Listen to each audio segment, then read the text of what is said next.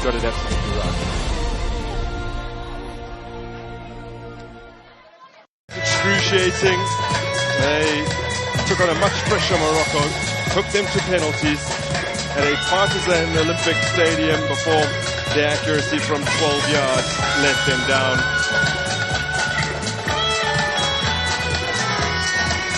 Well, despite the inherent difficulty in fighting for third, both teams have compelling reasons. First was the objective, of course,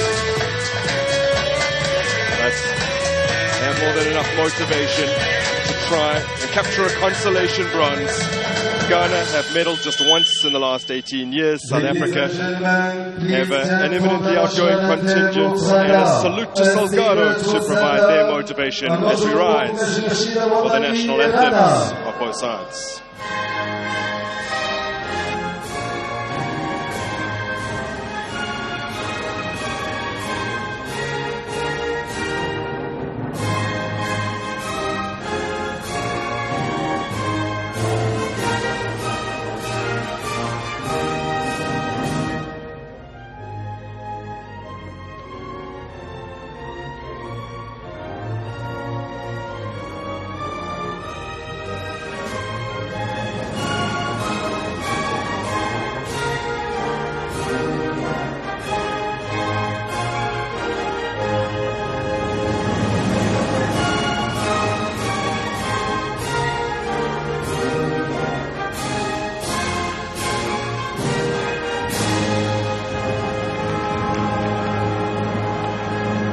And now the national anthem of South Africa. والآن مع النشيد الوطني لجنوب أفريقيا.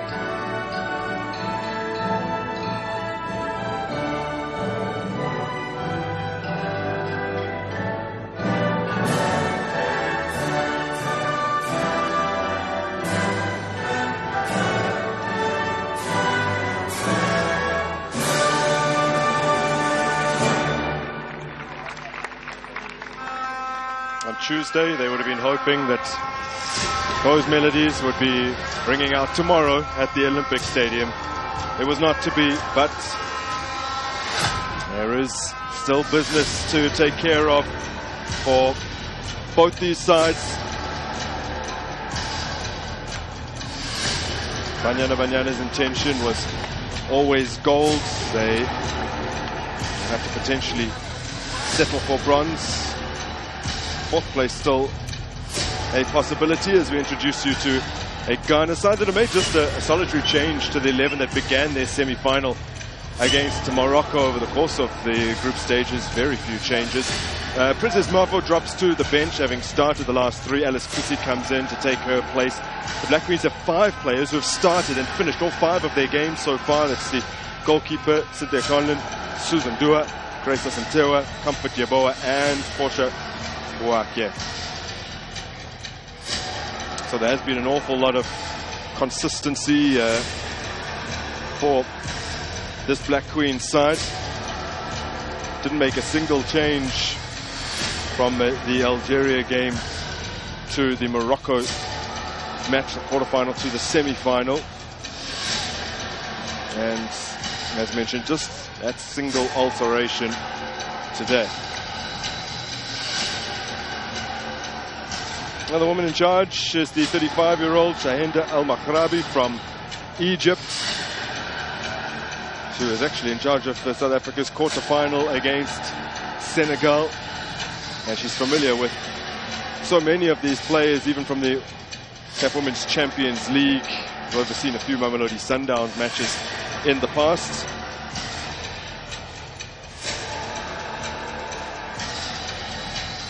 In terms of our VAR, Lachlu Ben-Braham and Pierre Atto in the control room. As we look at a South African team that have made 5 changes. Tsetso Makubela is injured. She came off in the previous game. Ongeka Gamede drops into defense from midfield where she started last time. Our fullbacks Karabo Dlamini and Fikile Magama have been ever present up till now, and they sit out. Ramalepe moves from midfield and Holweni comes in to take those fullback positions. Rufilo Ejane is on the bench, having started the 5 previous games. Salgado out. She just underwent a successful surgery. Noholo Tsesani earns a 3rd start. Nonhlanhla Mthandi and Georgina Okolola are into the 11 for the first time, having made cameos off the bench so far. And Hilda Magai is restored to the lineup.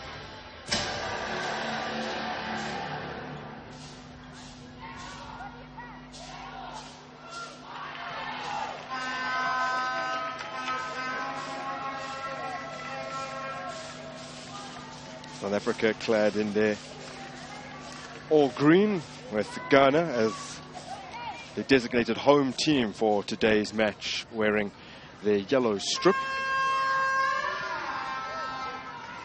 There's a fair amount of familiarity in terms of the 2 lineups from match day 1, with a couple of alterations. And you wonder if revenge will be on the mind of Ghana. They've never lost a 3rd place match. The 3 previous instances that they fought for bronze, including against South Africa 9 years ago, they did win. Banyana are hoping to win a medal for a 3rd tournament in succession as we get underway here in Casablanca. It's a privilege for me to be joined by 4-time AFCON winner, Desire Okoranozi. You spoke briefly prior to this game about what it takes to get yourself mentally right for a 3rd place match, as Banyana looked to strike early, slipped in there by Sipho Senwe for Hilda Magai. A bright start. Yeah, it's a very good start. I mean, this will tell you the mindset of the Banyana coming into this game, you know, having lost the chance to defend the title against Nigeria. Yeah, they lost against Nigeria. So this will actually be, a consolation prize for them if, you know, they get to win the bronze medal. So in our picture, Lars Kim Jokogren, a 43-year-old Swede, who's now been in charge of this side for about half a year, 7 months or so. In stark contrast to Disraelis. First in interim capacity back in 2016 and permanently in 2018. She's been at the helm for many years as Motlalo lets fly. That one bending away from goal. She has struck twice in this tournament, but both from the penalty spot.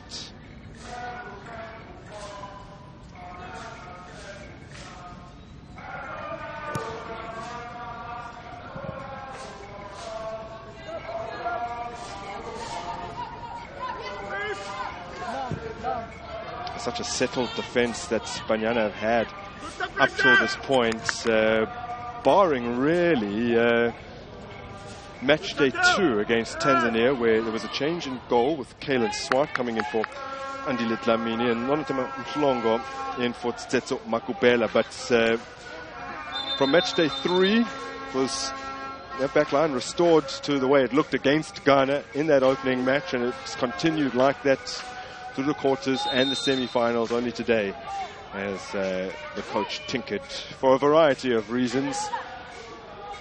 And it does look quite a bit different. But there is one player who remains, that's being the impeccable Mamanani Mbane. who has played every single second of their campaign up to this point. Says Banyana, give it away really cheaply, but recovering well is Bogalola. Teammates previously of Mane with Mamelodi Sundowns. She was released at the beginning of this past season and has revived her club career with JVW. She was perhaps one of the surprise inclusions at the beginning of this tournament, having been out of the national team set up for 7 years. Here she is on the ball.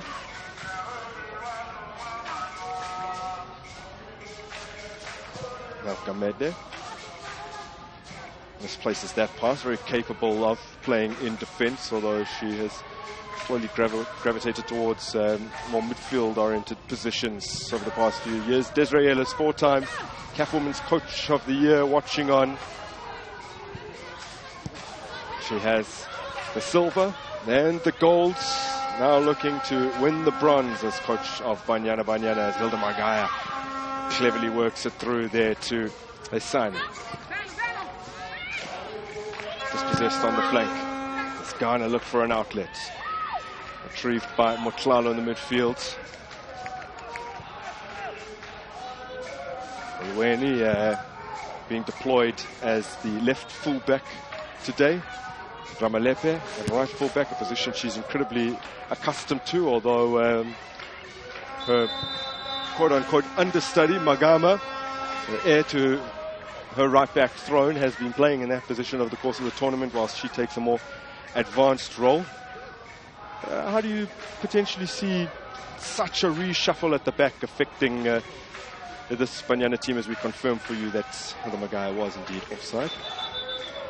Well, I mean, the change is not surprising to me. You know, I haven't seen Lepe back into the defense as against playing offensively against Nigeria. I mean, that's her original position, and seeing her back there, it's not a surprise to me. And I mean, we could say more or less like they want to, you know, toughen up their defense and make sure the attack of the Ghanaian forwards don't get past them.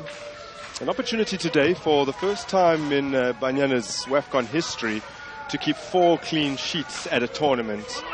Of course, prior to 2022, there were only 5 available games to do so, but with the addition of the quarter-final stage, it means that if you advance deep into the tournament and get to the semi-finals, you will play 6 matches, but nonetheless, an opportunity for a little bit of national team history if they can shut the back door here this evening. Yeah, I mean, that shows how they've improved defensively, and the likes of Dlamini, who have, you know, made some of the most saves as a goalkeeper in this tournament. I mean, last year she battled the crown of the best goalkeeper in Africa alongside Chiamaka Nnadozie. I mean, this just proved to show how much of a good goalkeeper she is. She, along with many of her teammates, visibly shaken though by the injury to Gabriela Salgado late in the game against Nigeria that happened right in front of them, and very well may have been a contributing factor to conceding that goal in stoppage time, as Ghana now look to find a breakthrough. Kusi spins, crosses, is convinced that their call should go her way, but a signal, a goal kick.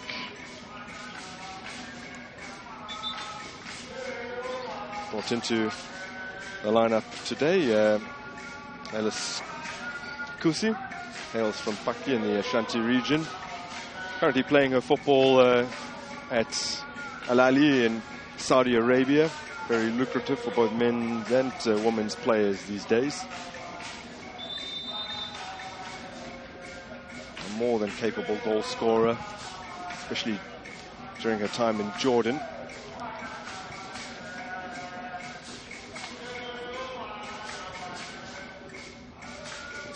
Asantewa lays it off. Asantewa hit a terrific shot in that matchday 1 encounter that really tested Dlamini Voster to sprawl across goal and make a one-handed save. And it's from miles out as well. Packs a terrific shot.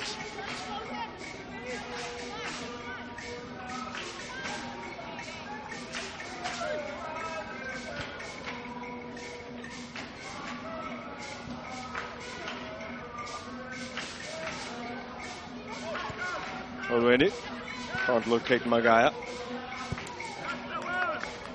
Kusi has to just lift the ball in behind, shielded back to Dlamini by Mungeka Gamede.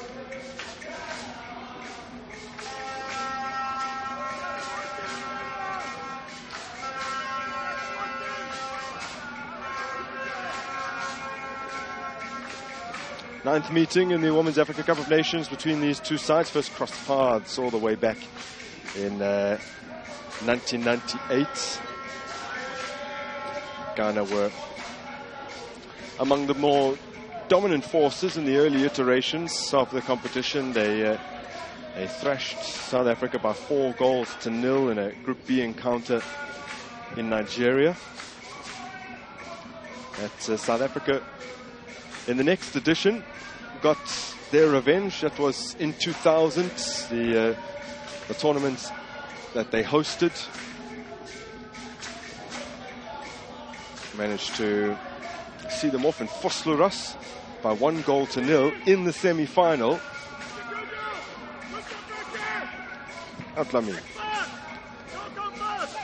A little burst of pace from Bamanani Man. Looking more short on the ball now. Golola, who put a few passes astray in the opening minutes of this game.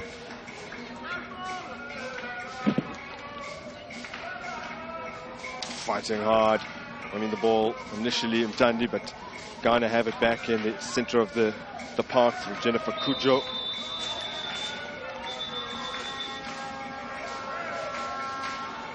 Tenacity being shown in those central areas.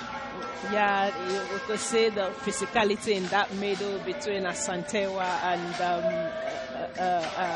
Mogolola. So, I mean, it's expected the likes of Asantewa and Kujo, that's what they do in the middle for Ghana. You know, try to physically deal with, you know, opponents.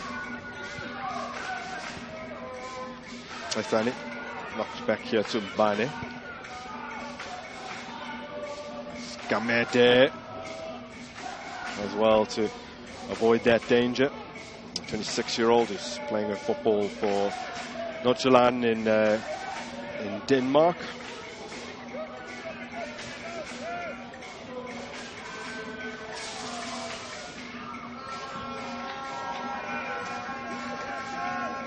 Mbane.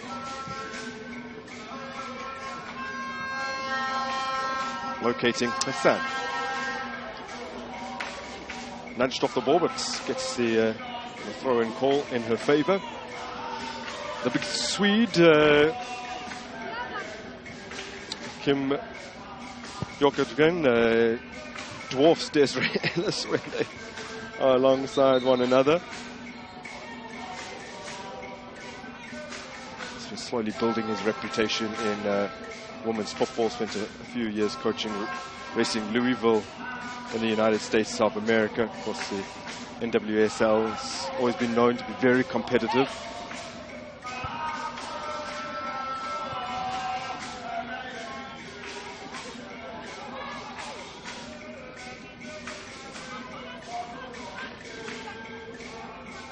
Man.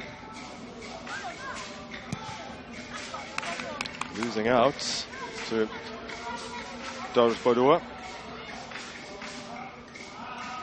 Powerful figure in the front line for this Black Queen side.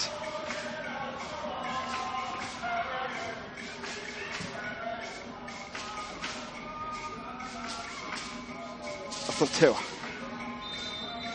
was tumbling down. 24 years of age now, born in Chichiman. And one of many, many African players playing in the Mexican League. She's with FC Juarez.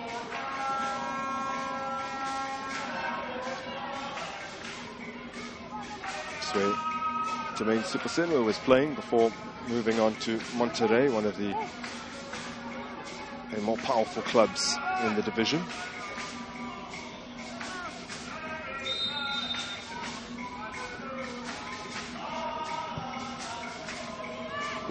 Puts it forwards, and Andile Dlamini happy to just let that one whiz past her goal. Yeah, it's an easy ball. So I'm sure that's a relief for her, for that ball not to have come on target.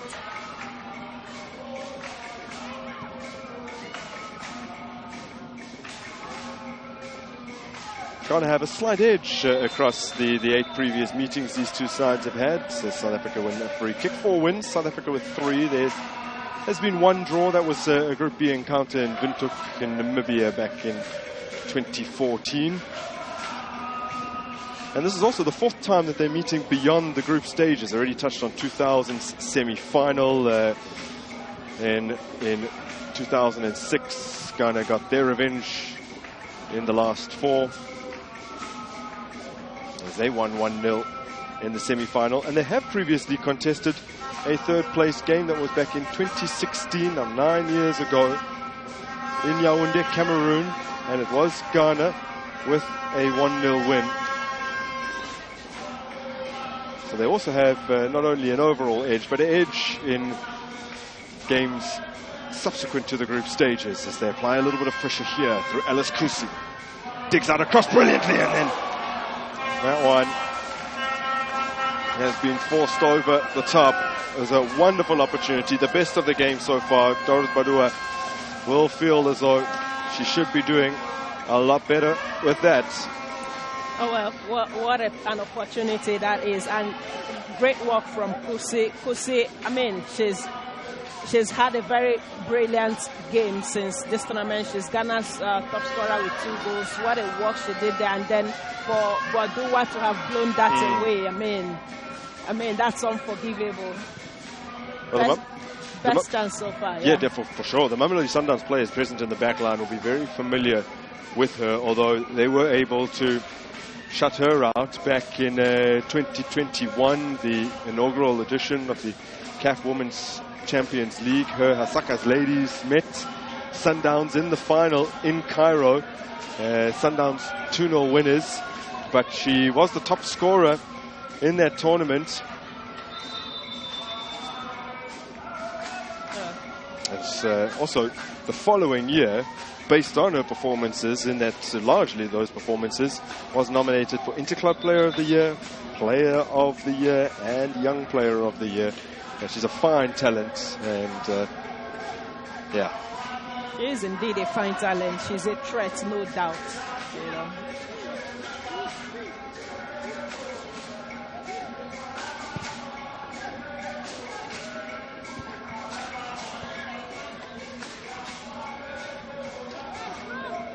Using her strength to great effect. Here's Jennifer Kudjo.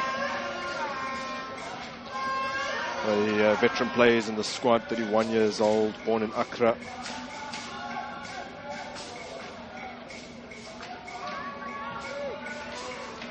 Although she did make a fairly late start to her Black Queens career. South Africa now find themselves in possession, but with a player down, a halt will be called to proceedings.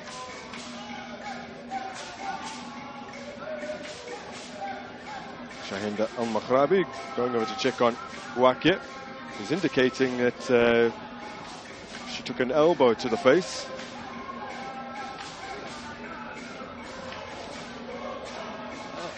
Well, it doesn't look like it. Looks like she ran into the hand. Referee Al-Maghrabi actually awarded South Africa a penalty against Senegal in the quarterfinals, and then after an incredibly long review with, to be honest, not all too much to go on in order for her to change her on-field decision, she did indeed alter her opinion and overturned the penalty decision. Can't slide the ball through Nonhlanhla Thandi.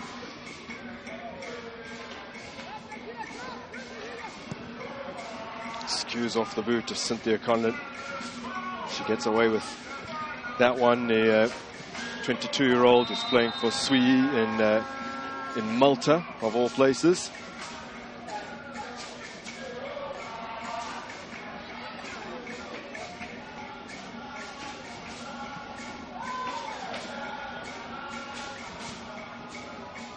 Oof.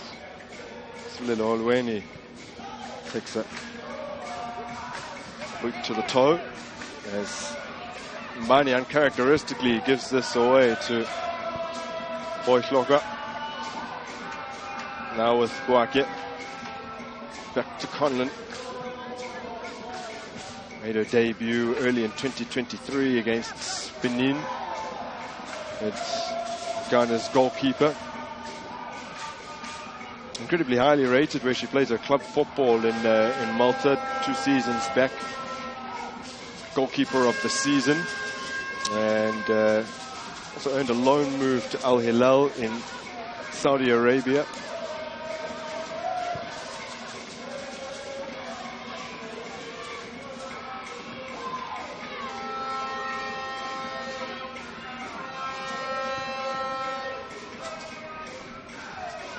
Taking care of the situation. Mohalala. 11th cap that she's earning today. Came on as a sub against Ghana and then against Mali, where she hit double figures in terms of appearances. South Africa clear their lines. Look to play out neatly from the back. Hasn't quite gone to plan. Ghana re-establish control here. Kujo rides a challenge. Space for Alice Kusi to work here. Measures a good cross in.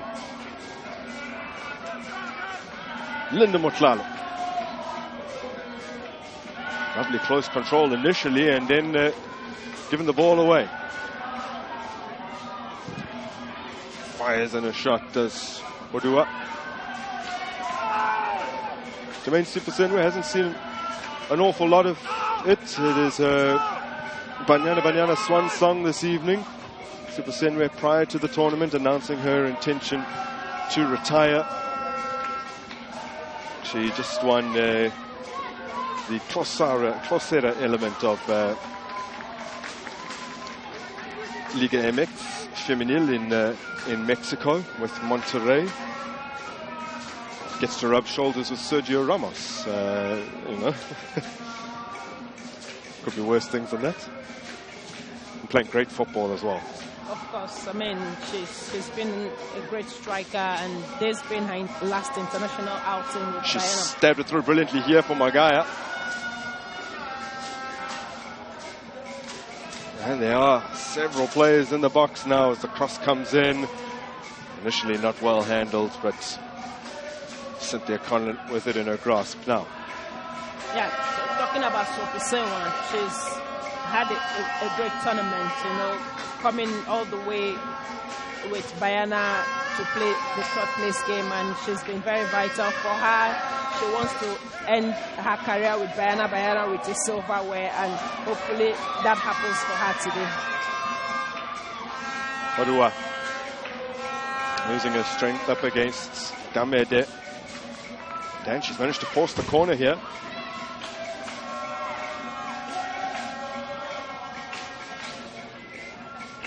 That's a pretty good result, considering that she's still waiting for some reinforcements to arrive.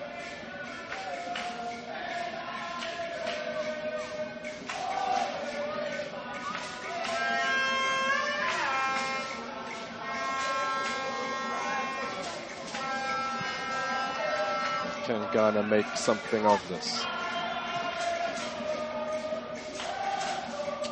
Should have 4 corners against Morocco in their semi-final match.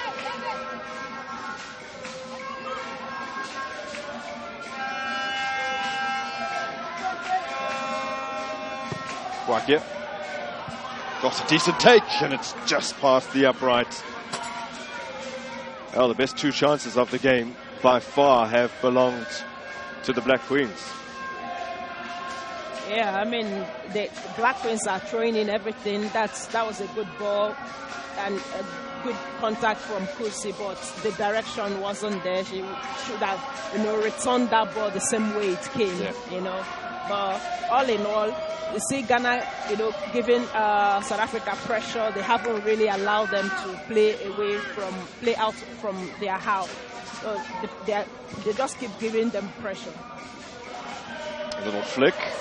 Dlamini felt compelled to try and put a glove on that, which she didn't. There will be a goal kick.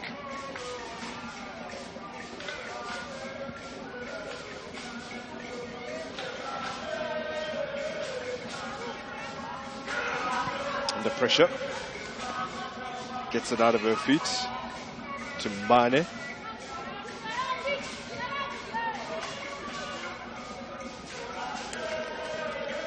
Tandi, Oluweni, looking for Magaya. Tandi will pounce upon it.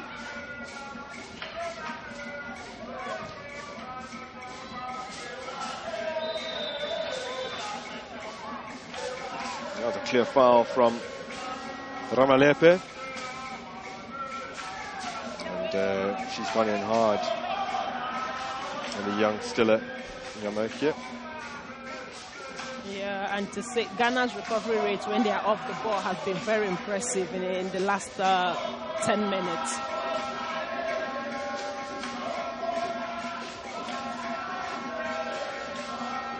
Oh, look at the earlier opportunity. Boy, Kloka probably maybe not trying to score, just help the ball along, potentially to a teammate. Player who plays a football for London City Lionesses, actually born in Liverpool in England.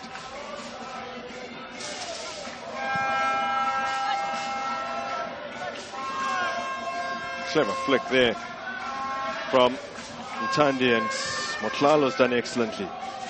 Holwen. Ramalepe. Back to Kamete. There's Ramalepe again. 33 years old now. Her debut came over a decade ago. And has earned 115 caps. Became a centurion against Nigeria in last year's Olympic qualifiers. The game that ended 0-0.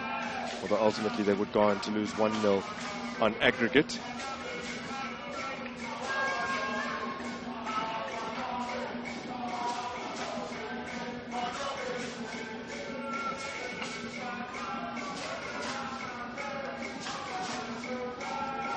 Cut off by Ramalepe. Ghana have it again. Space for Kus. Teasing Holuweni. Another good cross. Will be kept alive, so an opportunity to get it back in. Repelled by Gamede. And then from distance, struck by Asantewa. And as she did in their match day 1 encounter, testing Dlamini from distance, although this a fairly routine save.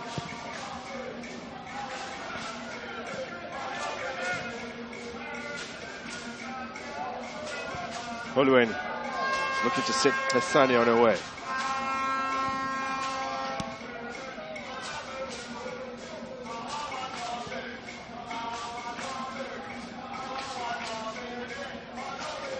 Susan Dua, 23-year-old born in Accra, looking long.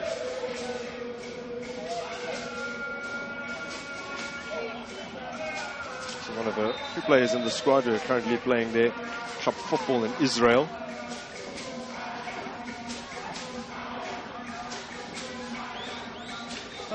Asantewa have really, dominated this midfield so far, and she's fighting for every ball, throwing everything on the line to make sure Ghana win those battles in the middle.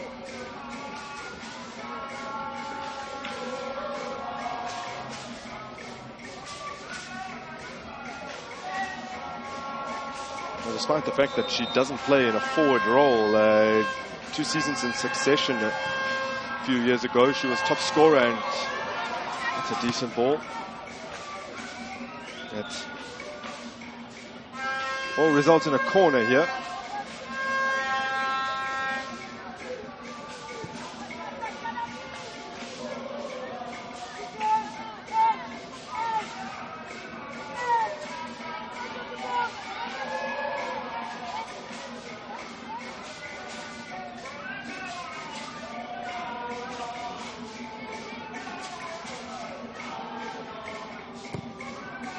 From Buaki.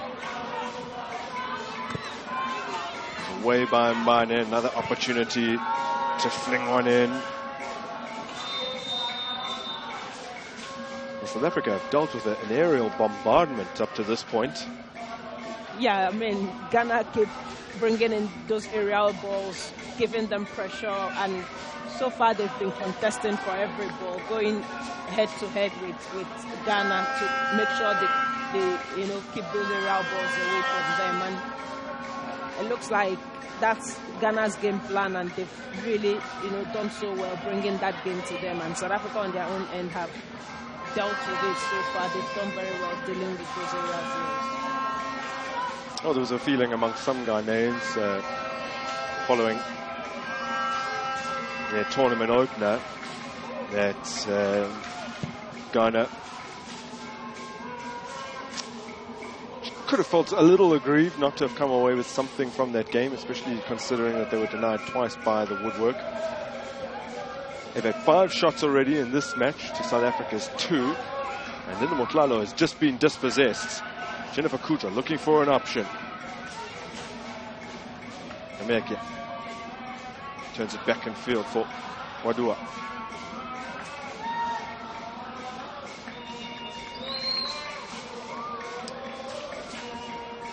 Well, Linda Motlalo has stayed down, which is why the match referee has decided to stop play. Very experienced official, overseeing her 3rd match at this tournament here. Well, we don't have it. Oh, okay. It looks like there's a need to hack out or something.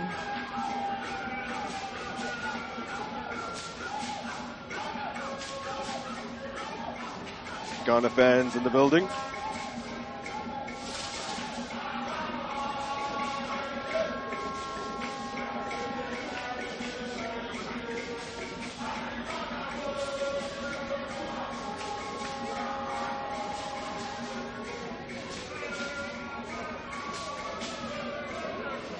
And this Black Queen's side started with that defeat to South Africa and then picked up a point against Mali. They were bottom of Group C, going into match day 3, but absolutely thrashed Tanzania to actually move above Mali, who had been hit for a big scoreline, 4-0 by South Africa. That meant Ghana faced Algeria in the quarterfinals, and it was with Mali forced to go to Rabat, where they took on the hosts. Adila Dlamini also struggling at the moment.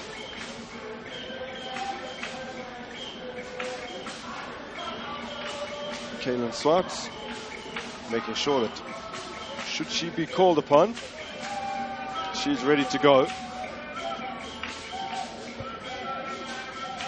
Dlamini is up at the moment. What an unbelievable career she's had at national team level and club level. Goalkeeper at the Women's Champions League, goalkeeper of the tournament in 2021, and then followed that up as goalkeeper of the tournament in 2022 AFCON. All just a year or so after having overcome a heart condition. And she's intent on giving back to the next generation. She currently holds a D license in South Africa. Has been working with youth players.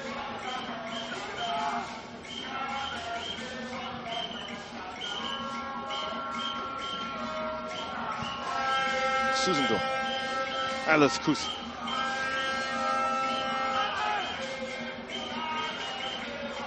Motlalo, Topoluweni. Dlamini. No ball forward, cut out. Andile Dlamini as well as Mbani and Mtandu have all started today. Did start that 2021 Champions League final as Kusi digs out a cross, which is dealt with by a South African glove woman. And Bodua was striker for Hasaka's ladies as well. As Evelyn Badu played that day, she started. She's on the bench today for the national team. So when you play at a very high level on the continent, at club level, you're likely to cross paths with players that you will meet again then at international level. Definitely. I mean, that's what happens when you play regularly on the continent. I mean, thanks to the likes of Champions League, and you know, hasn't been long that started, but at least we've started playing it on the continent. So that's a growth for women's football in Africa. Someone like Holweni, for example, making that challenge, has experienced it with UWC.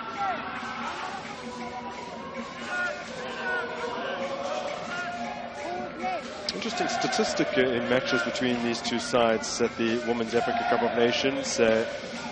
7 of the 8 games that produced a winner, and in every single one of those instances, the losing side has not scored. The only game that's seen both teams score was in 2014, in a group match in Namibia.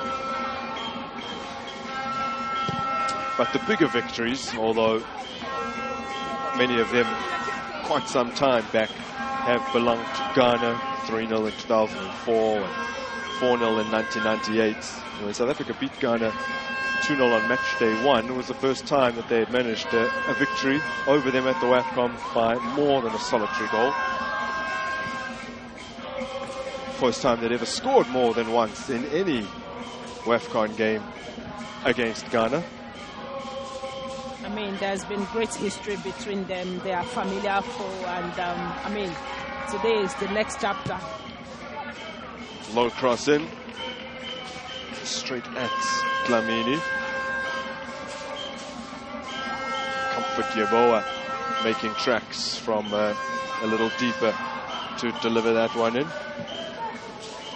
Just 18 years of age, still plays in her homeland for Mbem Darkoa ladies.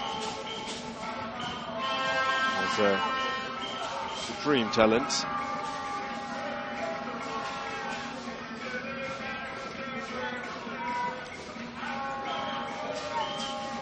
Sipasenwe, Spike turning on the afterburners, not able to latch onto that, but now gets it rather fortuitously.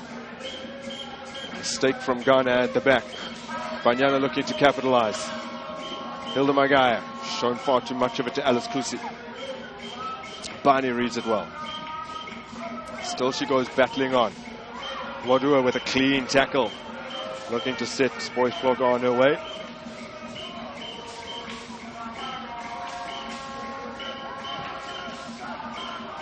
Pinged across field by Gamete, finding Esane.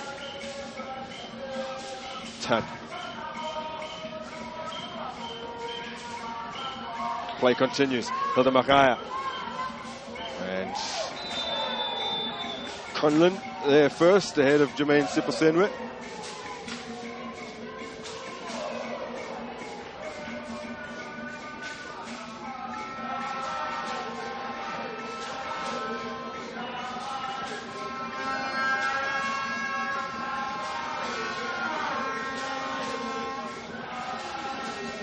That's a good goal from Sipasenwe. I mean, the first time we've seen South Africa towards the Ghana defense in the last 10-15 minutes, and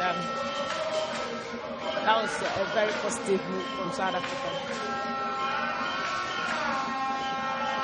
Earning cap number 112 this evening, Jermaine Sipasenwe, as she says goodbye to the national team. And according to her, she says, I mean, it's important to return home with a medal as she bids farewell to Bayana. So winning this tonight will actually, mean so much for her. And without a doubt, her debut came back in 2010. Still a teenager then. Finally earned her 100th cap in February of 2024. Olympic qualifier against Tanzania. And as she pointed out in yesterday's press conference, football has taken her places she could never even have dreamed of. She's played in the United States, she's played in Lithuania, Portugal, Spain, and now enjoying life in Mexico, where they are, by all accounts, treated very well and paid decent money as well. Of course, football is a driver for so much more, and it's unbelievable where the sports can actually take you. Lily Magaya was briefly in your shot. She's also playing her football in Mexico, Club Tijuana.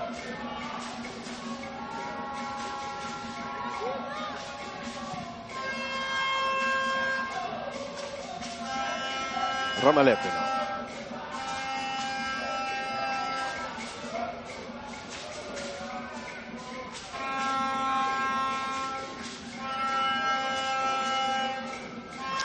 Ghana, the second team that South Africa will face, or are facing more than once in a third place playoff. We had 3 previous bronze medal matches, all against Cameroon.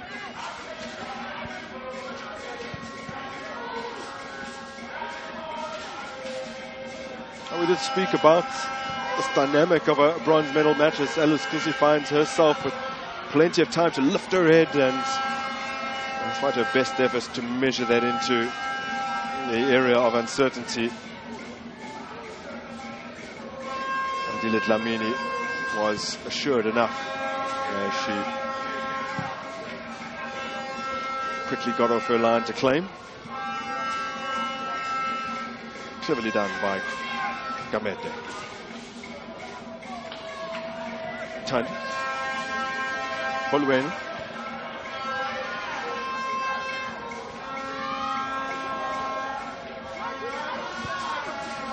Five minutes to go until the half-time break. Ramalepe seized upon it. Tandi. Lesani. Bolweni. Only one bronze medal match in AFCON history across the 12 previous third-place playoffs has ended goalless. And Ghana were involved in that one. That was back in 2004 against Ethiopia. Had to settle that on a penalty shootout. There's been 2 other bronze medal matches settled on penalties. That was when Cameroon were beaten by South Africa in 2006 after a 2-2 draw. And Nigeria in 2008, one of the very rare instances where they did not win the title, overcoming Cameroon on penalties after a 1-1 draw. But whilst Ghana have been involved in the only 0-0 bronze match, they also have the distinction of being involved in the highest scoring 1-6-3 win over Zimbabwe in 2000.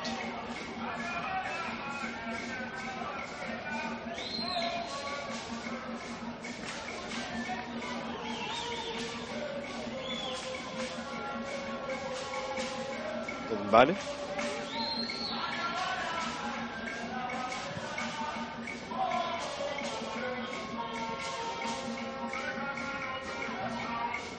Wake.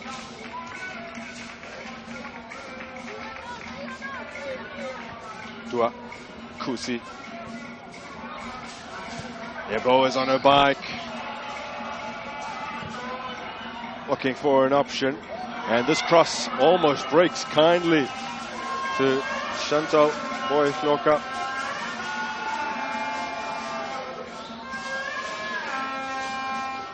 only debuted for Ghana very recently, earning her 12th cap today. Already has 3 goals for them. Since her a switch of allegiance, but at 29 years of age, she wasn't really going to get a look in at the country of her birth, that being England.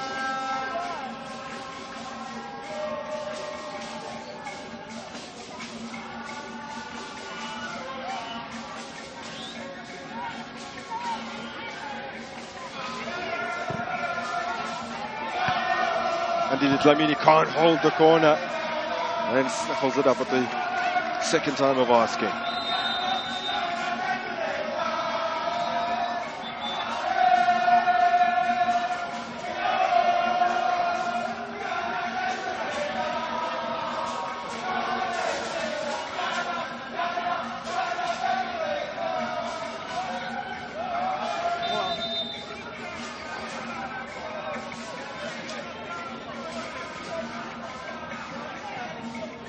Perhaps they just needed to check whether Gamede had handled, Yeah.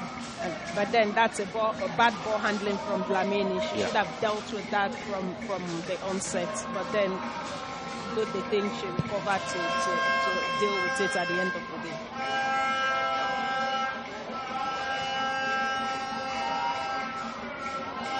Conlon caught in possession and rolled in.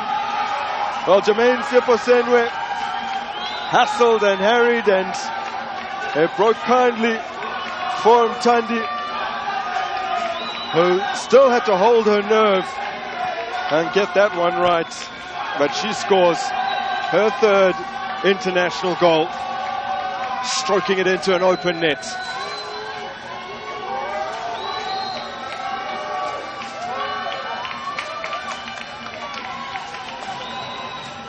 As a goalkeeper, you don't punish your team like this. Ghana have done everything right up until this point, and then as a goalkeeper, you don't have any business doing that. Clear the ball, play it out, whatever you have to do.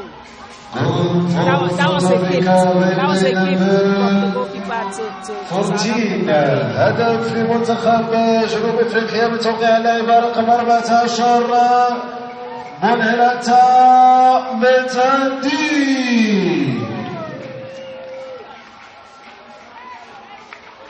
Additional time 3 minutes. الوقت الإضافي 3 دقائق. Jermaine Siposenwe has gone down on the restart.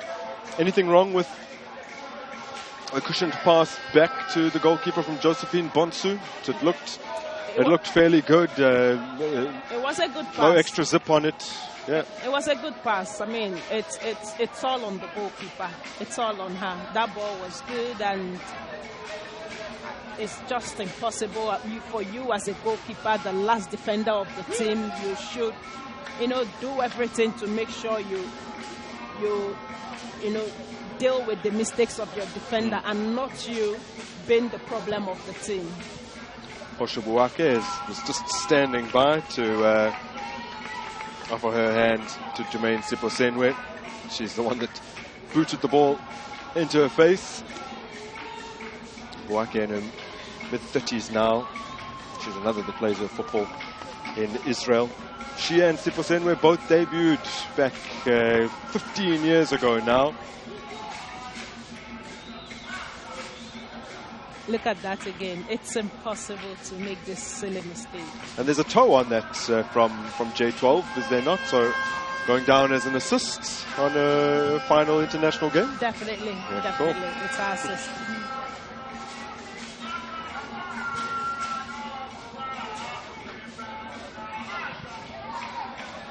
Ramalepe thumps it clear. Motlalo, lovely control.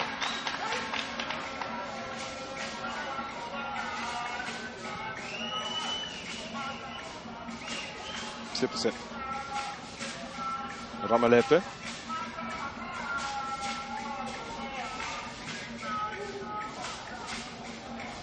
Easily cut out. Kusi giving it away cheaply.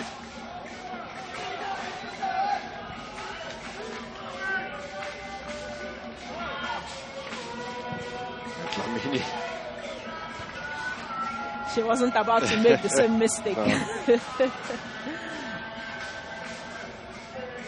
3 minutes of injury time have almost elapsed here, but potentially one last opportunity for the side that trail. It's a good ball for Kusi.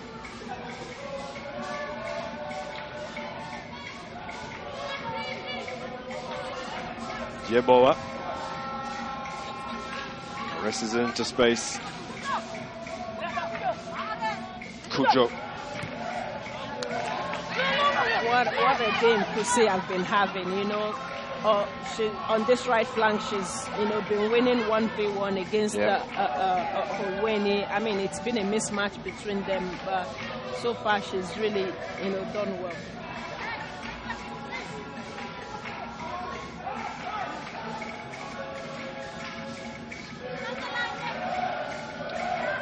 Israelis has been such a big part of this Banyana story as both a player and a coach. Super Senwe has kept it in.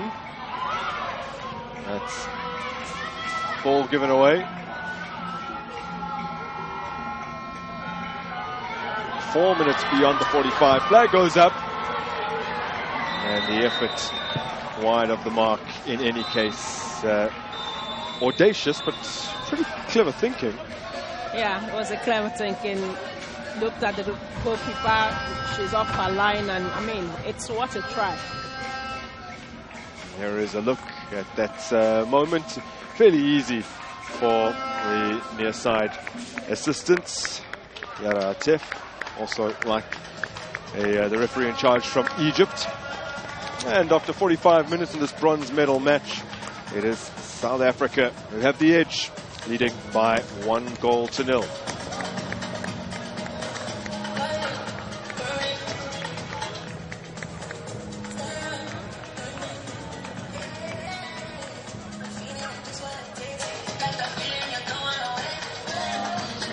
So as the outgoing champions march off, Ramalepe and Magaya confer. They'll want to ensure that they wrap this up in the second period. We won't go beyond the 90, but still level then. It goes straight to a penalty shootout. Beautiful flyover shot here of the Harbi Zauli Stadium in Casablanca.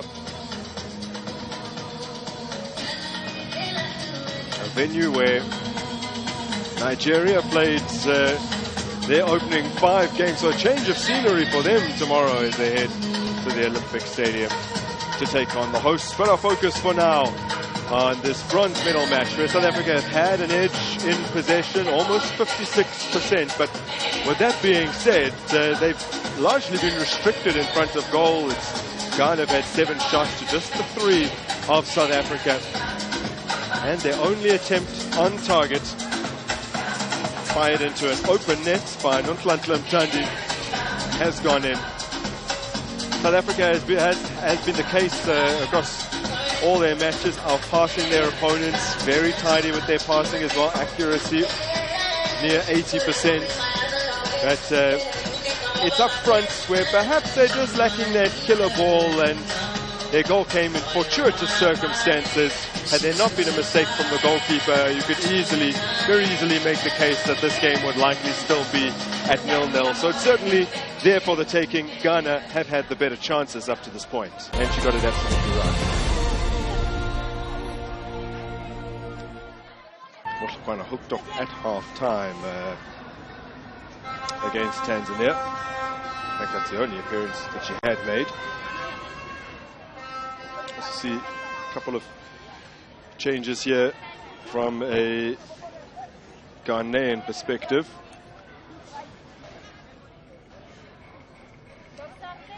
And Prinsella Arubea coming on, along with Evelyn Badu.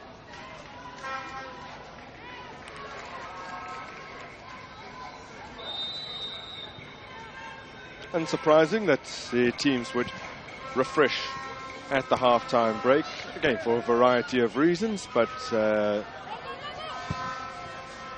good to give players a run, although in this instance we're talking about players who for the most part have seen a lot of football at this tournament, with the exception of Motlakwana. But the regular Banyana skipper is back on the park. Ramalepe, with ball in hand right now, has relinquished the armband and is back with Refilwe Jane. Yeah, of course, it's expected that we see the likes of Journey in this game. This game is as important as the final match, so it's good that the captain of the side is back with her team. And I mean, it's expected to give a lot of players opportunity in games like this to showcase their skills and perhaps help the team. Besane setting it back here for Hilda Magaya, who squeezed past a couple of players and then drilled the shot goalwards, but straight at Cynthia Conlon. So the two players making way are two of the five that were introduced. At the start of this game, that being Mokolola and Tandi. Play number 4 is replaced by play number 15. تغيير في صفوف منتخب جنوب افريقيا، خروج اللاعبة رقم 14 ودخول اللاعبة رقم 11 ككيبان مهركونا. خروج اللاعبة رقم 4 ودخول اللاعبة رقم 15 by Ramalepe. Seposenwe can't link up with Motlakwana, who I'm sure will be itching to show what she's capable. Bethlehem-born forward come winger, plays her football at Tipi Mazembe, DR Congo, and has enjoyed great success previously in Morocco. She's the current with the current defending champions of the CAF Women's Champions League, Tipa Mazembe, who beats Asfar of Morocco in Al Jadida, claimed that title last year.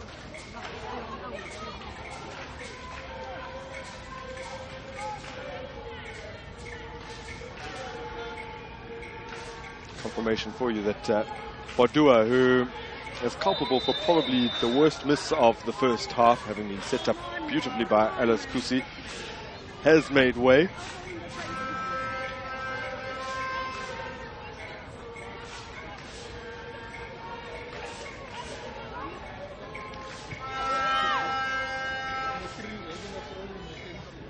And Motlalo taking a blow to the face, and here's another look at the quick feet of Hilda Magaya, fired off a shot just moments after jinking her way past two.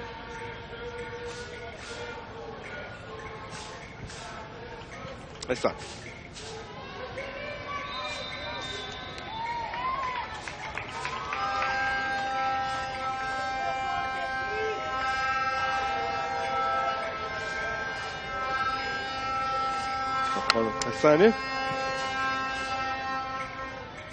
It's already surpassed 50 caps for the national team since her debut as a teenager back in 2019.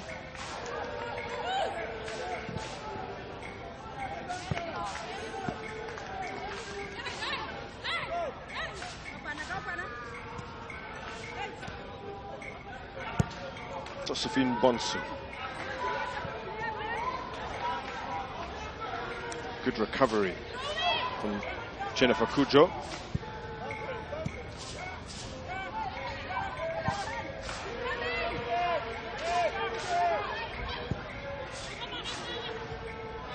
Ramalepe intercepts. Here's Refilwe Jane. Now Linda Motlalo. Motlakwana. Motlalo.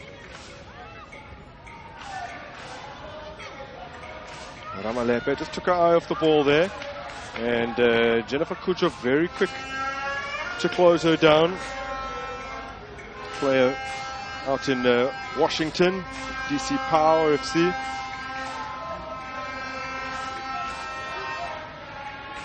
2 years ago, first earned her Ghana caps and is racking up her 21st tonight. It's Jennifer Kucho.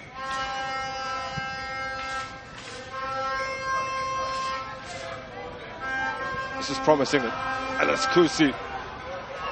Stepping in is Mbane ahead of the substitutes. Arubeya, 26-year-old who's playing at Abu Dhabi Country Club in the UAE after many years in the Ghana Premier League, where she was an absolute nightmare to deal with. Goal-scoring prowess, legendary.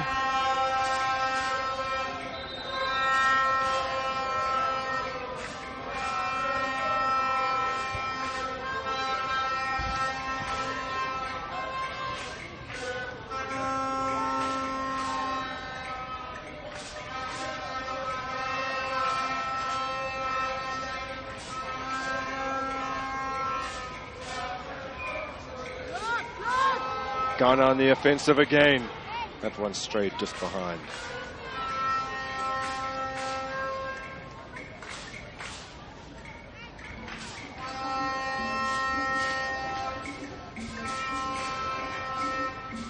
Well, Arubeya has looked incredibly lively since arriving on the park. Yeah, she has actually. Perhaps there was a direct instruction before coming on, and looking from how much pressure she's put on since coming on, you could tell that she really want to carry out some instructions, and she's been impressive. Jane with the foul on Fontewa.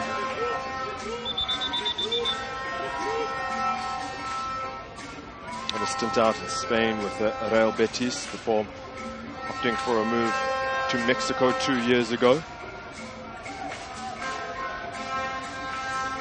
where the football is at the very least comparable, but many believe better now in Mexico than it is in Spain's Liga F, their top flight. Moshakwana hacking it away.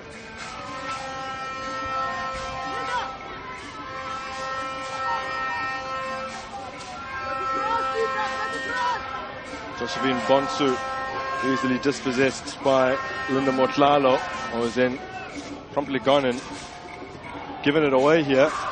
Motlalo back in possession, still with Bonsu for company. Manyana insistent on playing this out from the back, eventually goes for a Ghana throw-in.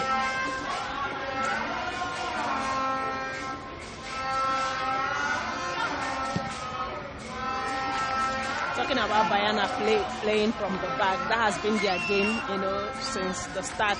Irrespective of how much pressure the Ghanaian side put on them, they have maintained, calm, and they have continued to possess the ball even in front of their goal, and they've gotten that 100% right each time they try to keep the ball and be patient in their ball circulation and possession.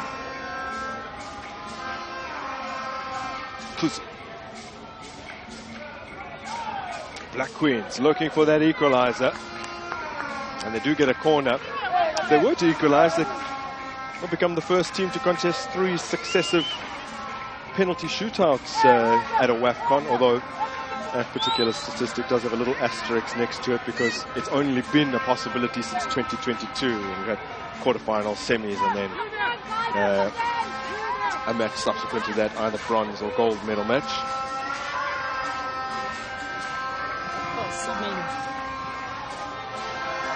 Connect in, and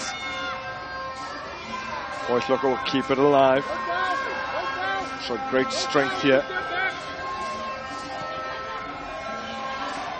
Trying to go around the outside, and on her side. Another corner. Will turn 30 in a couple of months.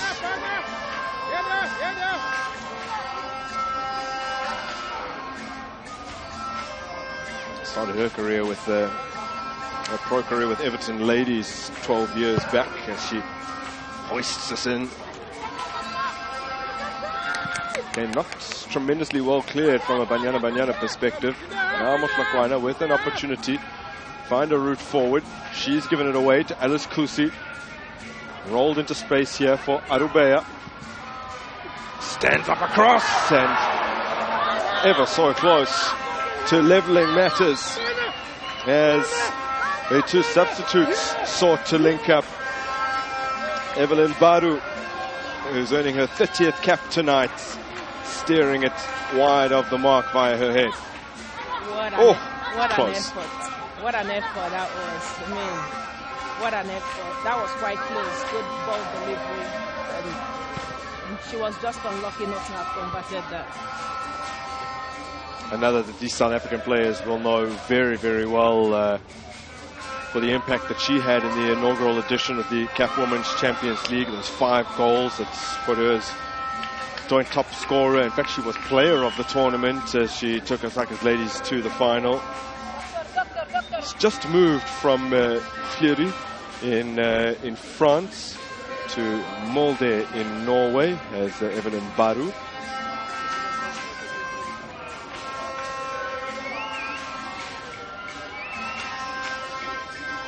A return in terms of goal scoring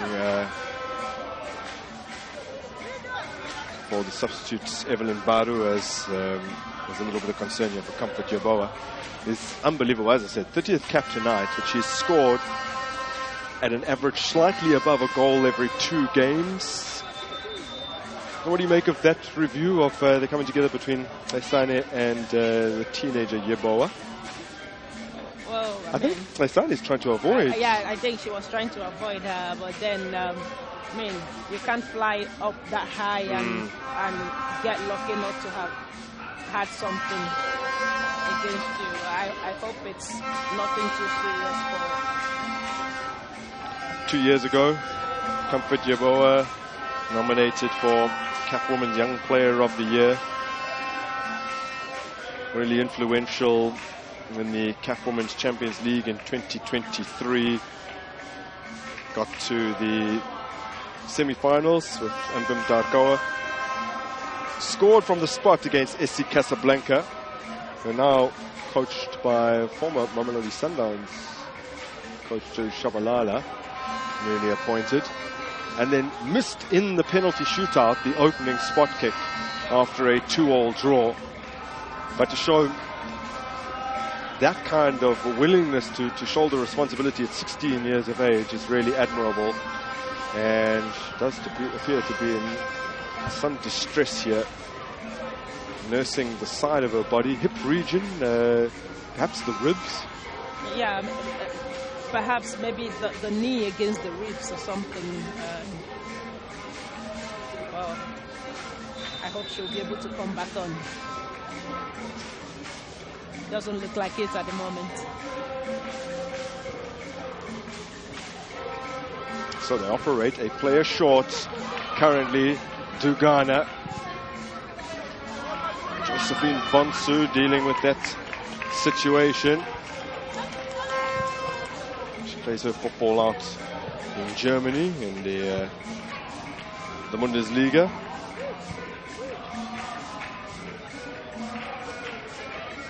Unsurprising considering that she is born in Germany, in Berlin in fact. Pledge allegiance quite recently to Ghana, as there's another coming together here. It's left 2 players down, Ramalepe and Chantal Moihlonka.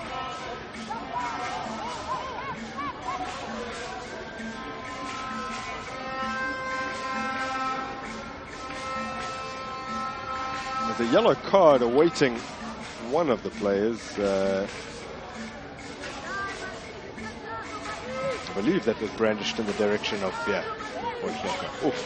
Yeah, that was a very wrong tackle. I mean, you can't go with your leg that high on an aerial ball. I think it was a well-deserved card on her part. ودخول اللاعبة رقم 12 أناستيسيا إشيا. Another change implemented. Yeboah not able to continue, so Anastasia Achia, 21-year-old who plays for Tel Aviv, has come on in her place. Desiree Ellis publicly stating that after this tournament she'll take a little bit of time to herself and will think about what the future holds for her. The Women's Africa Cup of Nations returns to Morocco next year, March. And it will double up as World Cup qualifiers, which also adds to the intrigue. Motlakwana brushed off that one. Asantewa immediately looking to free a teammate, which she's done successfully. Arubeya.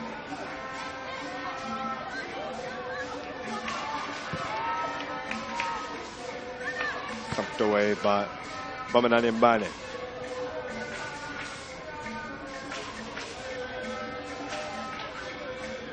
Only recently installed, right at the beginning of this year.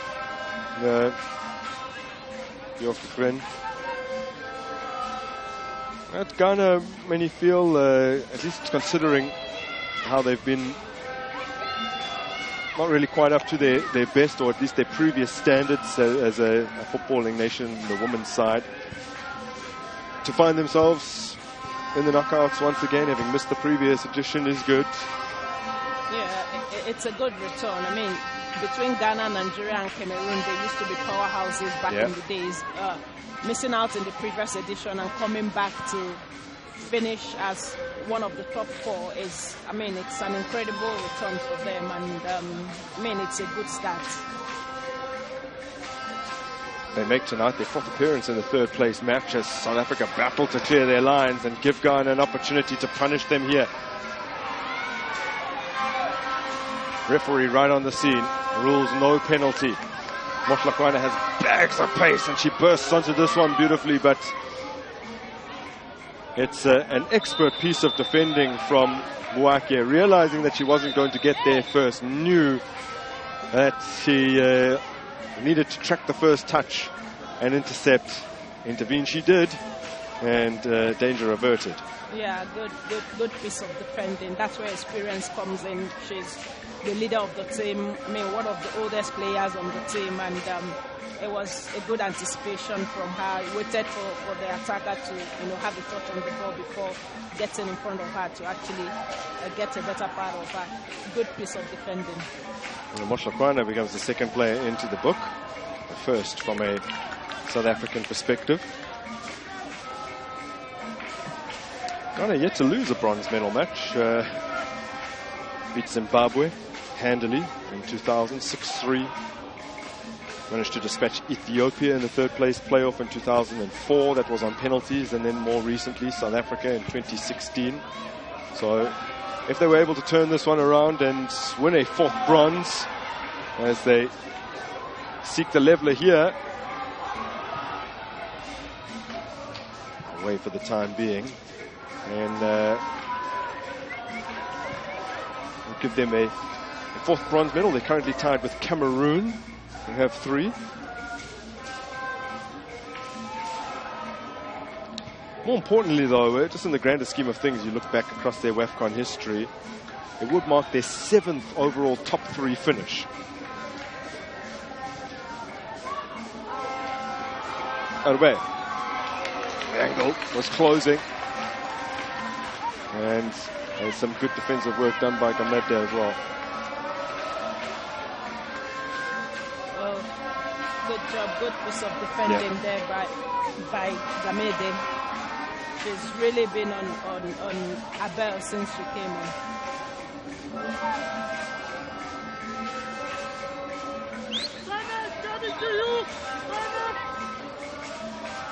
Do they have it in them to hit back?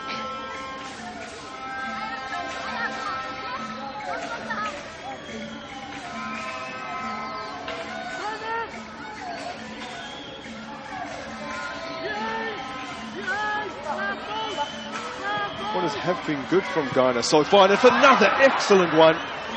And for the third time in this match, a well-met set piece goes flying past the upright.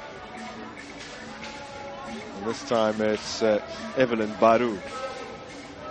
In fact, Badu again. Yeah, Badu again. Twice since coming on. Yeah, for the second time, you know, she's made contact with those balls, and I think now it's not about making contact, it's actually about having a direction for those balls, and once she can get that right, I think she'll hit back off the net.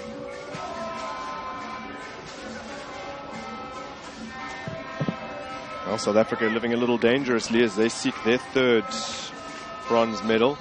It's actually the 6th time that they're appearing in a third place playoff. They lost back in 2002 to Cameroon, went down 3-0. They did beat Cameroon 4 years later on penalties in 2006. And then in 2010, managed a 2-0 win against them before losing against Côte d'Ivoire in 2014 by a goal to 0, and Ghana in 2016 by the same scoreline. He comes across. Little flick from Jermaine Seposen. Josephine Bonsu getting that one clear.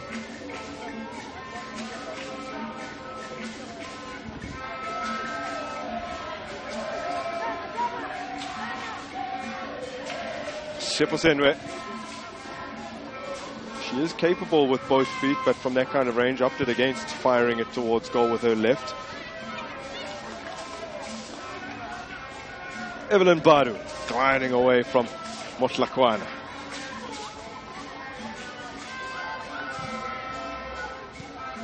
And the flick from the Sekwa-born Badu sets Ghana on their way.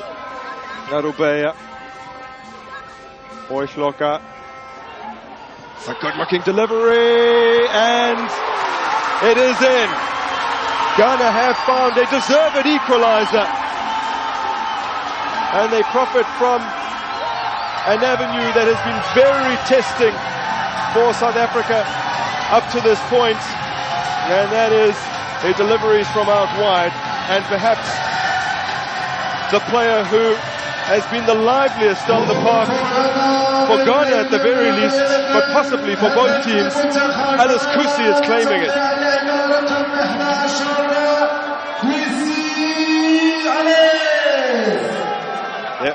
Yeah, it was Kusi's goal. I mean, Ghana, they've pushed everything forward. They've been sending in those aerial balls. Boyloka, good delivery and good contest from Kusi, and I mean, she's been Ghana's top scorer in this tournament, getting another goal to her name, 3 goals. She scored more goals than every other Ghanaian player on the squad.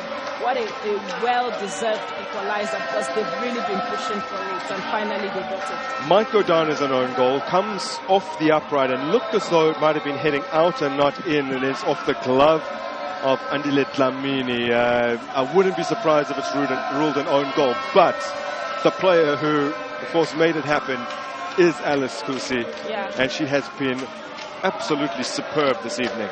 She has been one of Ghana's top players tonight.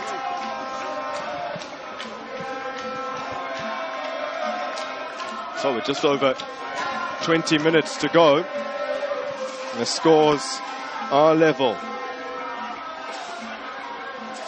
Oh, a beautiful flick from Seposenwe, and a lovely bit of reactionary defending there from Susan Dua, preventing Linda Motlala from taking that one cleanly. Susan Dua is earning cup number 24 this evening.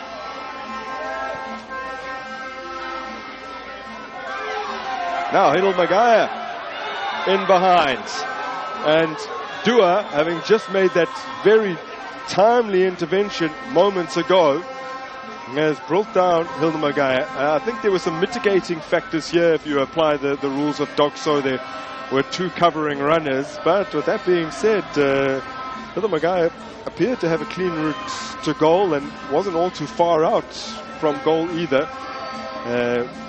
So perhaps on review we'll see whether this call is a good one for our money.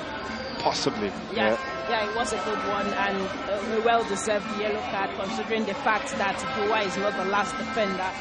But this is where, in situations like this, Magaya is usually a threat. If she had gone ahead with that ball, perhaps something would have come out of it. But then, Boachi she should have dealt with that ball. That was a very terrible defending from a player of her caliber. Although it's a difficult ball to deal with, I'm sure, but good decision by the referee. Well, Refilwe Janet scored from a free kick, albeit a very different position, against Mali for her 17th international goal and her first at a AFCON since 2018.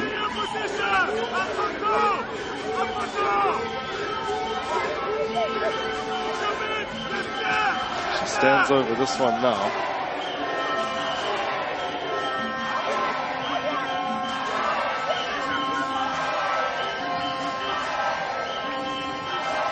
Can she deliver the same kind of quality that she managed during the group stages?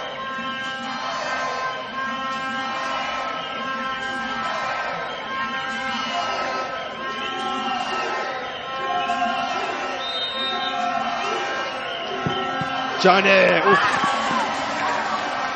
It did take a deflection off the wall, so a corner to come.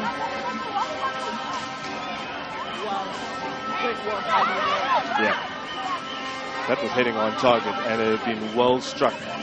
Might have posed the goalkeeper some serious issues had the wall not stood firm like that.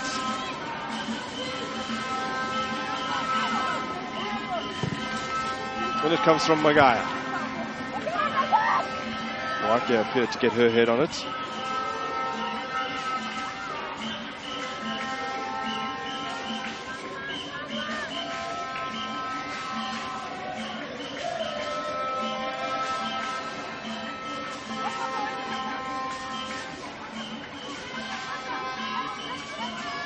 Jermaine Sipperson.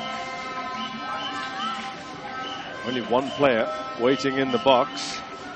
And now Hilda Magaya has trudged into the 18-yard area, joined Motlakwana. Ghana doing well to prevent South Africa from flinging something in.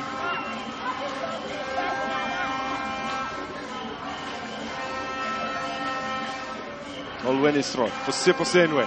Lovely little turn.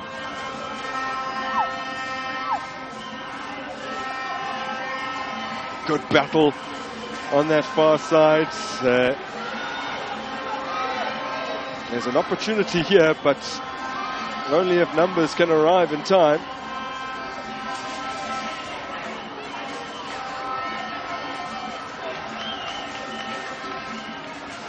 In the end, there's nothing more than a goal kick.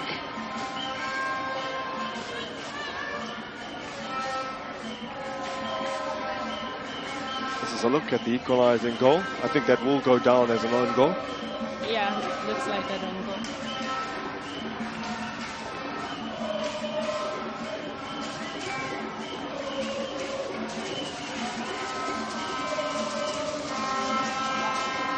And that means that South Africa will not set a new national team record for 4 clean sheets at a single AFCON tournament. That's not happening.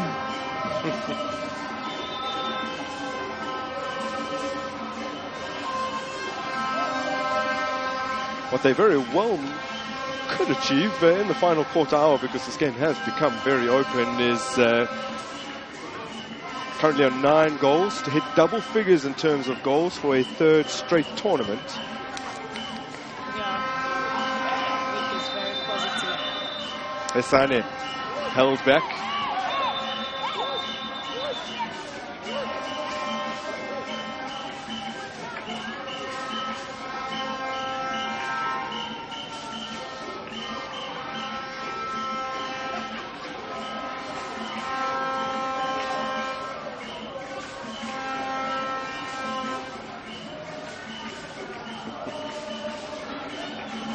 Wake a little bemused.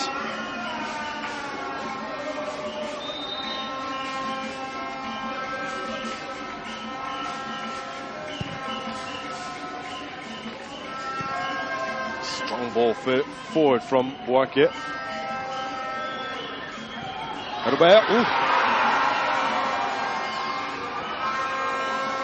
Just seemed to be slightly off balance as she connected with that. Yeah, looks like she slipped.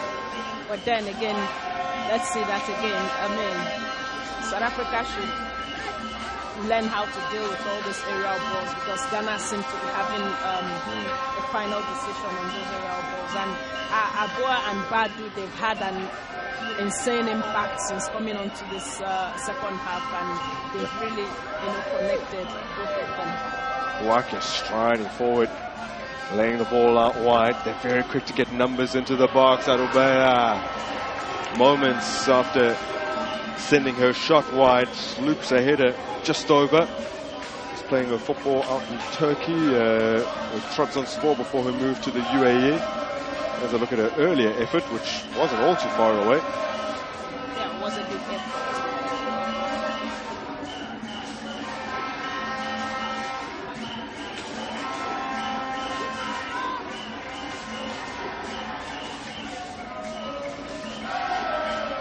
South Africa's defeat to Nigeria in the semi-finals ended a 15-match unbeaten run in open play. We're careful to point out open play because over that period they did lose in the 2018 final to Nigeria, but on penalties. But that unbeaten streak has come to an end now. I mean, it's no doubt South Africa, they've had an insane progress. They've made an insane progress with Coach Desiree Ellis being at the helm of affairs. They've really done well in recent years. Have an opportunity tonight to finish in the top 3 for an 8th time. Would mark 3 successive finishes in the top 3, which is something that they did achieve between 2006 and 2012. But what they have done, just by simply making it to the semi-finals, is managed a top 4 finish for a 9th straight tournament. So since 2012, they have, at the very least, made the semis, which has effectively meant making it out of their group. Now this is looking good. Sipasenwe can't burst her way through.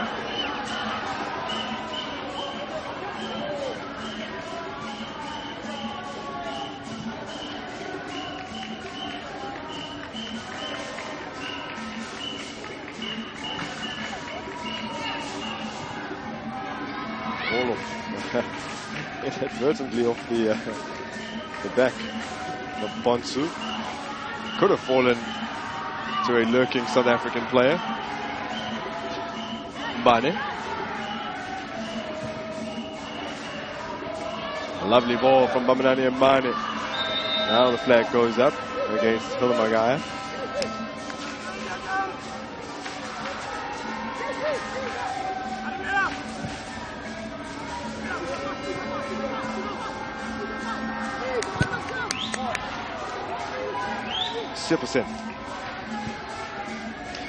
Well, Ghana scoring after having so many chances and squandering so many chances does kind of mirror their tournament. They came into this game with 25 shots across their 5 games, just 6 goals scored. Their conversion rate was only 9%, as Hilamagaya forces a corner here, which was the lowest across any of the teams that made it to the semi-finals. And again tonight, they needed so many chances before one eventually went in. Yeah, and this only shows how much work that needs to be done in their attack. Offensively, they need to, convert those chances, because in a game like this, that can actually come back to bite you. And they need to learn to convert those chances. Janet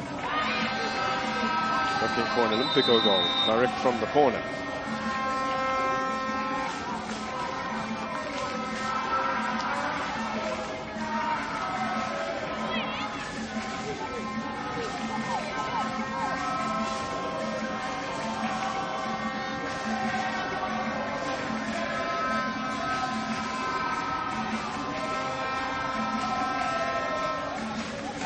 Thea Conlon, ensuring that her players are well positioned to receive this long goal kick. Tlalo's under it though. Tesane takes it cleanly in her stride, and finally going into the book is Portia Buake, who has perhaps lived a little lucky up to this point. Yeah, I mean, that was a very terrible challenge and good decision, yellow card for her. Then I think she needs to be careful at this point because Ghana cannot afford to lose a player of her quality. Ghana are in fact the side that have committed the most fouls at this tournament more than any other team. South Africa came into this game having committed under 50 fouls, which was the fewest among those that made it to the semi-finals. So all of those that had played 5 games. They had previously won the Fair Play Award, I think at the previous edition, or if not that, then 2018. So the team that keeps it relatively tidy.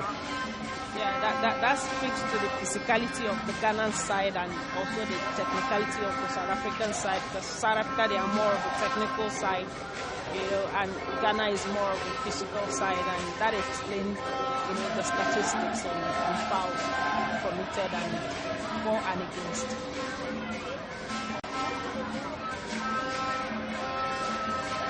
Always nice to spot yourself on the Jumbotron here at the Laharpe Zauli Stadium.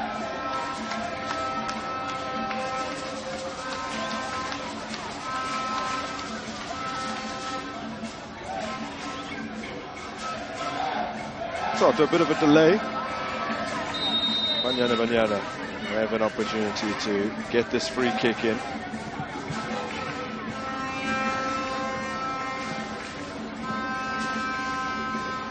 Gamete delivers. Will be knocked back across goal. Oh! Wide of the mark from Bamanani Mbane, who against Tanzania got the equalizing goal. Was only a 5th of her international career. She's not a regular goal scorer. That was a good head return by Sopesiwe. Mbane should have done better with that ball, but goalkeeper did a very good job at closing her down and perhaps put more pressure on her. That explains why she couldn't connect really well with that ball. But Sopesiwe, good return, good header from her. Well, if indeed it was the presence of the goalkeeper that put Mane off, then that intervention has come at, I was going to say, some personal expense. She was down for a moment, but there were a couple of players down. Masane making way. And Donnelly coming on now. 3 substitute appearances, all during the group stages. She did not appear in the knockouts. The youngest member of the squad, 21 years of age.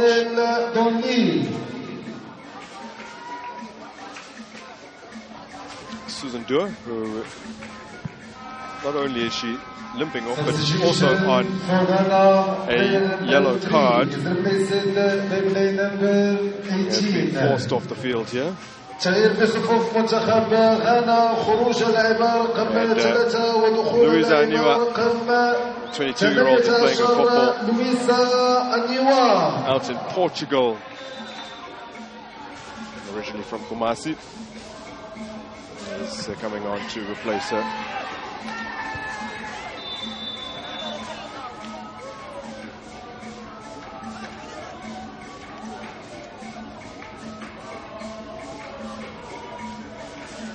Aniwa earning her first minutes of the tournament in what are the final 5 or so minutes of Ghana's campaign.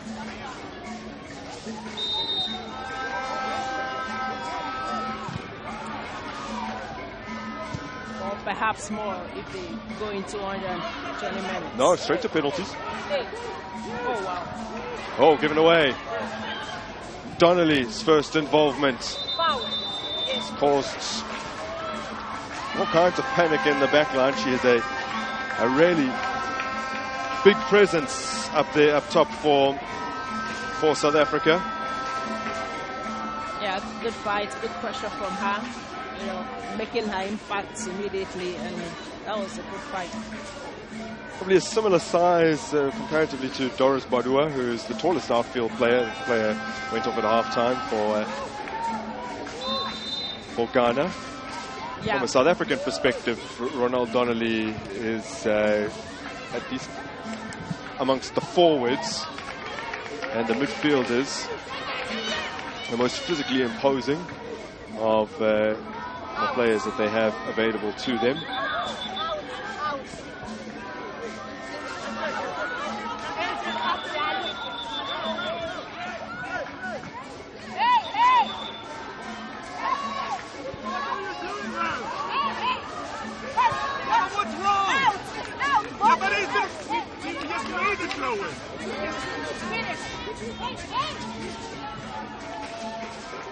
Larskim Kokogren getting a dressing down from the match referee, Shahinda Maghrabi. Maghrabi actually oversaw Mamelodi Sundowns' first ever CAF Women's Champions League match. As that header takes the ball away from its intended target, Hilda Maghaya.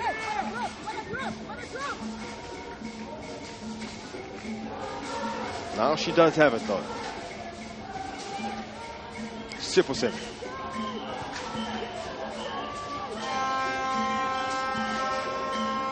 Jane. Motlalo. Gets a toe on the ball, finding Motlakwana. Plenty of numbers up for Banyana. Ramalepe. Back with Ghana. And Baru. Asking a little bit too much of Arubeya.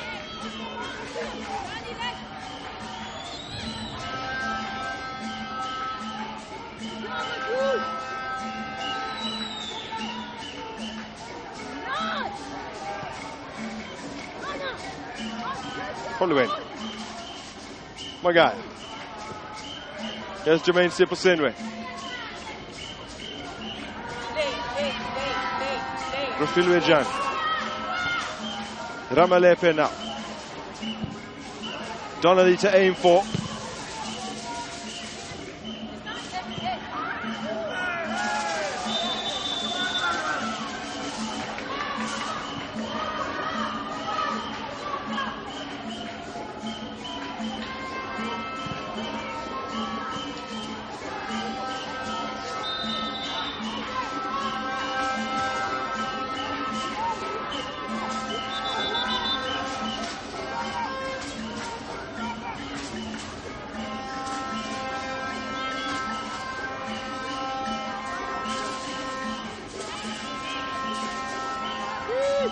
Motlalo down under that challenge.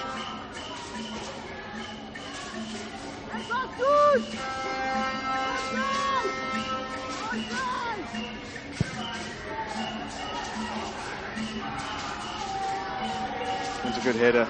That's Holueni. Back with Ghana now. Alice Kusi.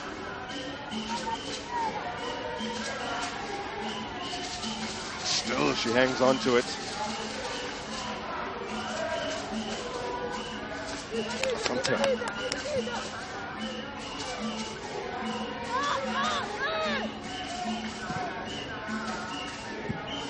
Dlamini finding the feet of Magaya.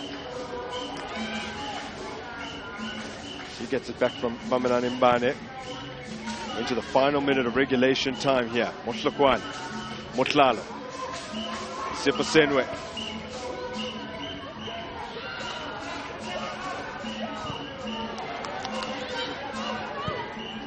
Josephine Bonsu, cut out by Jane. Hilda Magaya.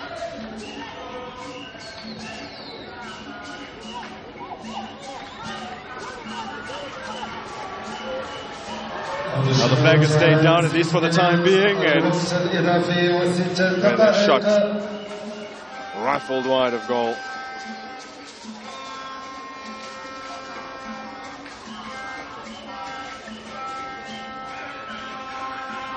Oh, Bento run beautifully as Ramalepe plays her on.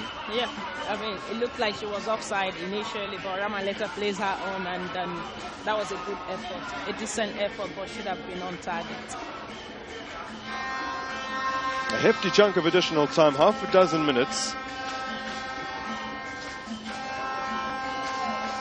This game still there for the taking.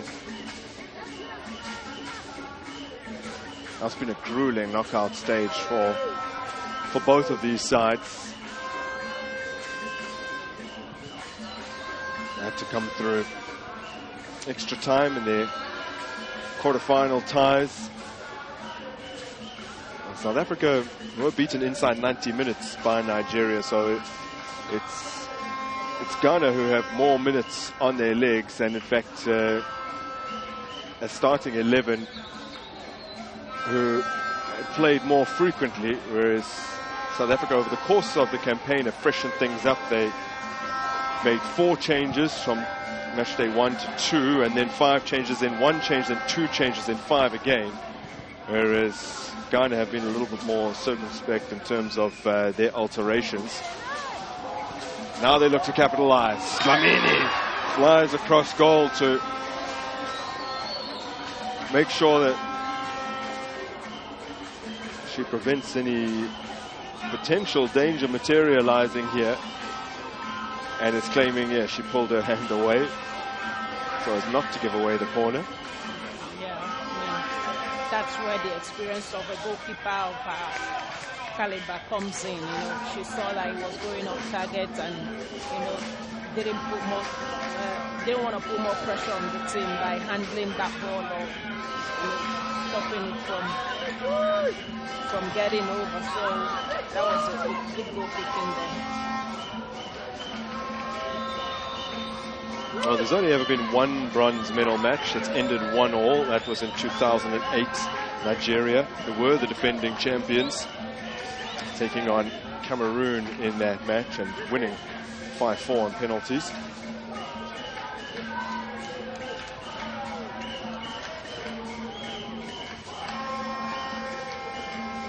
Ren.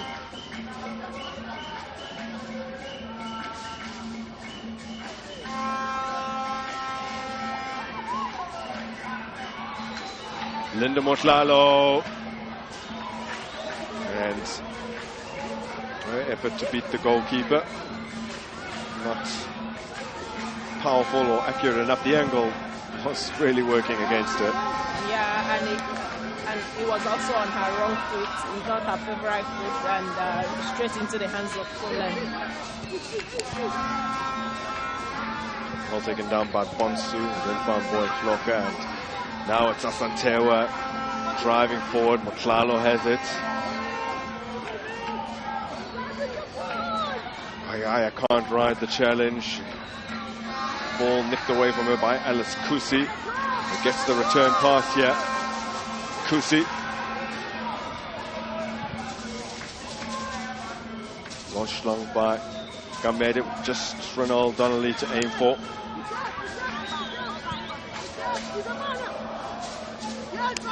Corner, cuts it out. Donnelly, born in Wentworth on South Africa's east coast in KwaZulu-Natal. Started playing football for her father's team, Shooting Stars. Now playing football for the University of the Western Cape.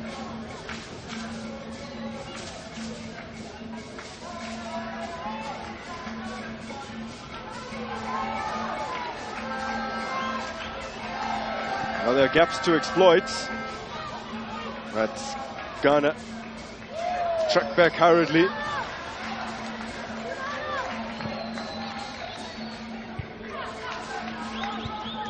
About a minute remaining. Arubert has been a real nuisance since she came on. Now the ball is squirted through here for the winner. Oh, it's off the crossbar. Kusi has it. Twice they were denied by the woodwork on match day 1. And again, it's come to the aid of South Africa in the dying seconds of this battle for bronze. Badu have looked the most likely in this Ghanaian side, and since she came on, she's been pushing, and I mean, she was just unlucky. She was denied by the woodwork. She should have buried that. She should have buried that. Well, the referee clearly points to the ball to say, I'm playing advantage here. Evelyn Badu beats Dlamini, but the woodwork to the rescue.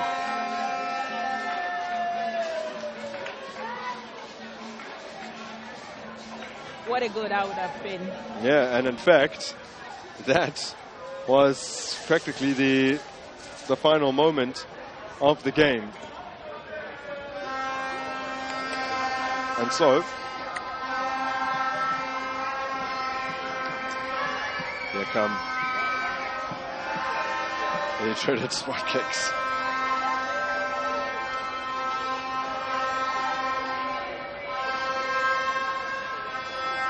Eldos Mtandi on the stroke of half-time, who opened the scoring after a mistake from Cynthia Conlon and some hard work from a departing Jermaine Siposenwe. They equalized in the second period, a combination of Alice Kusi's hard work, Andile Dlamini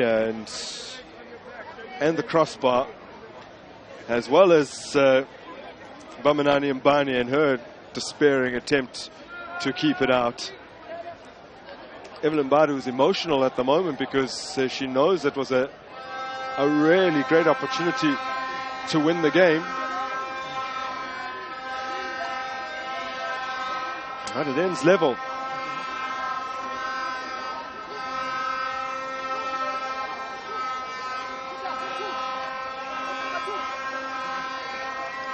Chinesonke Mbule seems to be in charge here of determining what order these spot kicks will be taken.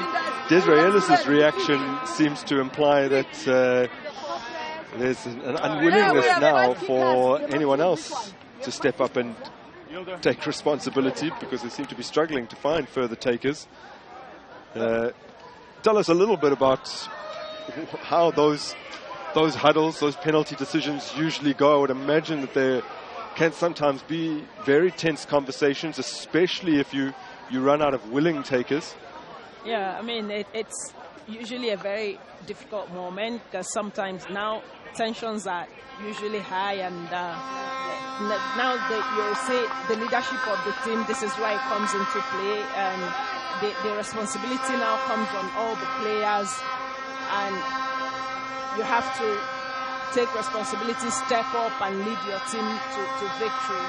And everyone have to, if it gets to that where everybody have to, step up and play, you won't have any other choice than to come up and do what is required of you. But moments like this is usually tough. Some players are not confident in themselves to actually step up to do it. But when you're left with no choice, you have to do what you have to do.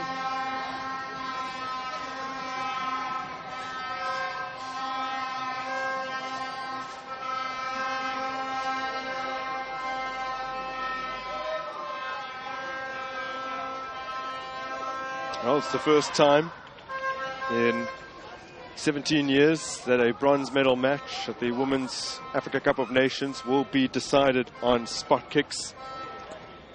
The last time that happened was when Equatorial Guinea hosted in 2008.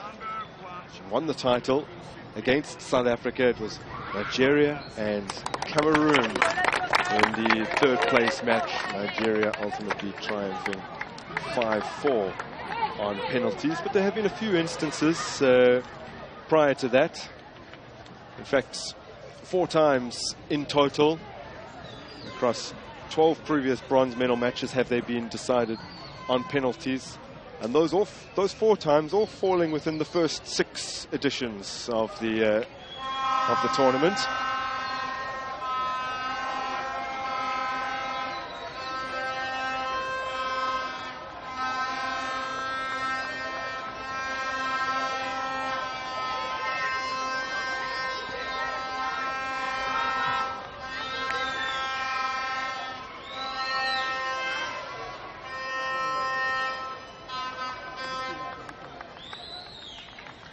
Oh, Linda Motlalo will be the first taker. She was already off the field injured in the quarter-final when they went to penalties against Senegal, so couldn't take a spot kick, but has scored 2 from the spot already this tournament.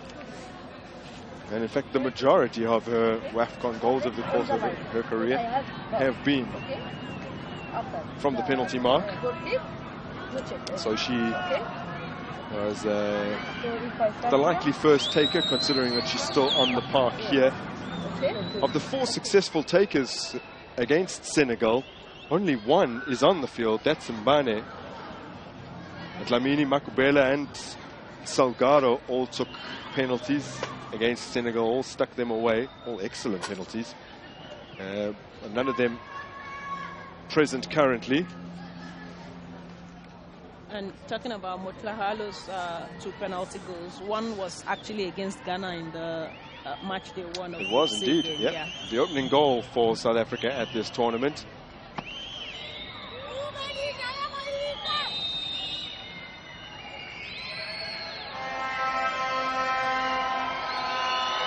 In shootouts, though, Motlalo has failed previously, famously in the 2018 final, but this time, well, she gets it absolutely right. That is her preferred place to put the spot kick, and it's so well placed that even had Conlon gone diving across goal, it's unlikely she would have got anything on that. That was brilliantly dispatched.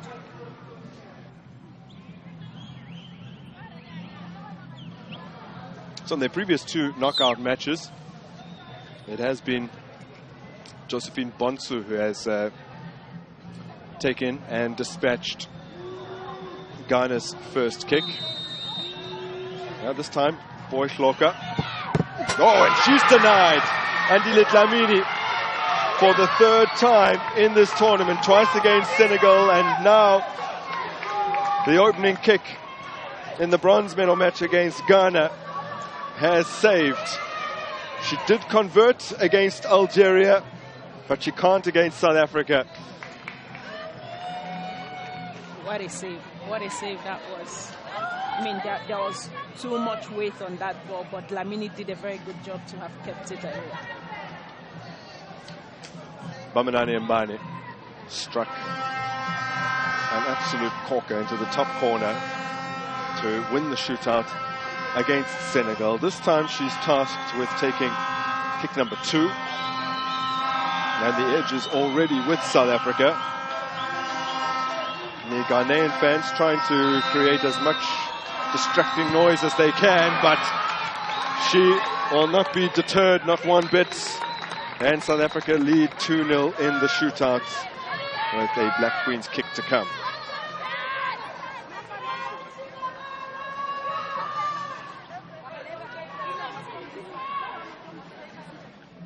That was well put. Both players have gone the same side for South Africa. Yeah, and I mean, the goalkeeper, Kolan, didn't, stand a chance. There's no way she could have guessed right where the ball was going. The same direction with Linda Motlalo.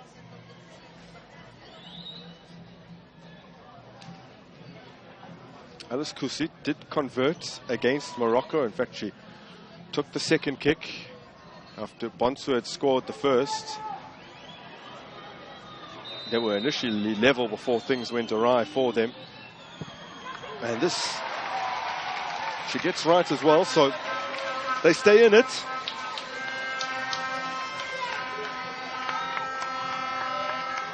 It would have been a shame for her to miss after such a fabulous outing tonight. Exactly. She's been one of Ghana's best players tonight, and what a way to end it for herself tonight.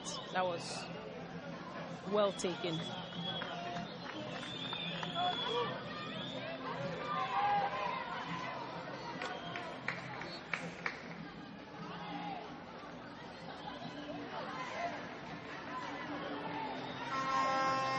Sibulele Holweni strides up to the penalty mark.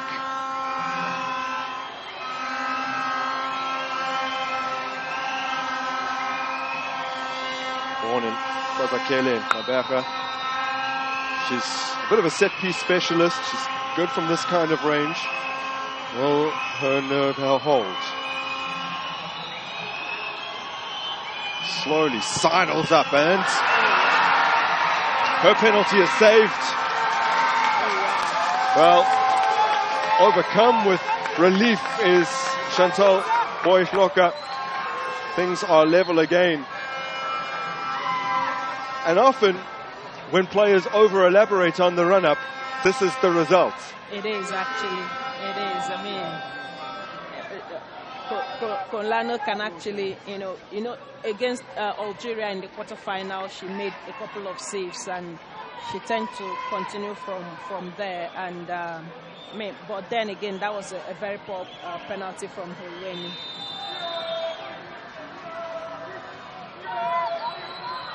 To grab the advantage, which they duly do, Josephine Bonsu, who has now scored from the spot in 3 successive penalty shootouts, makes no mistake, worth an excellent pen. He was, and now they are back on level.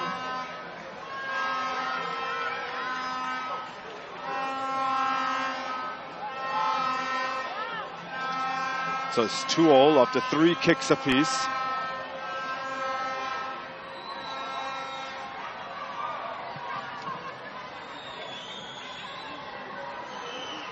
Hilda Magaya.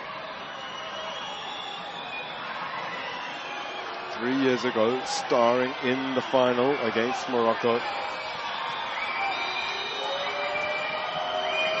Now trying to help her team to bronze. Oh, Magaya's denied.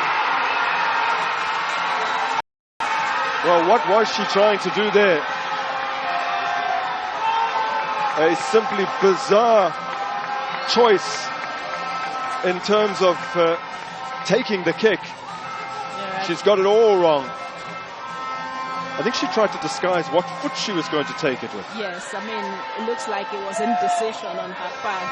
Or perhaps she thought the goalkeeper would, move and for her to slot it in the middle. But then it's a very poor penalty from her. This looks eerily similar to Ghana against Morocco, just in terms of the opening 2 spot kicks going in and then it all falling apart.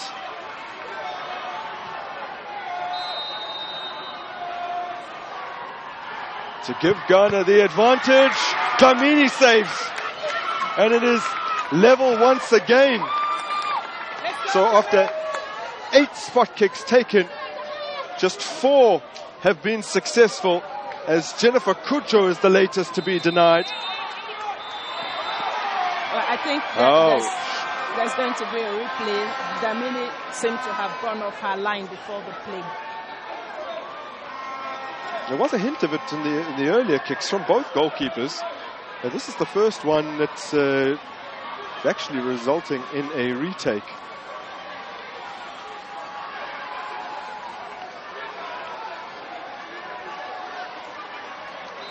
Will Jennifer Kujo make sure this time around?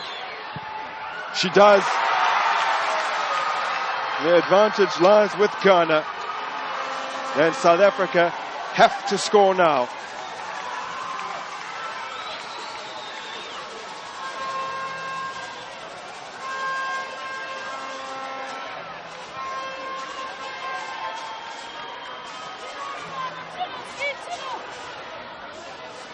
It is Jermaine Siposenwe.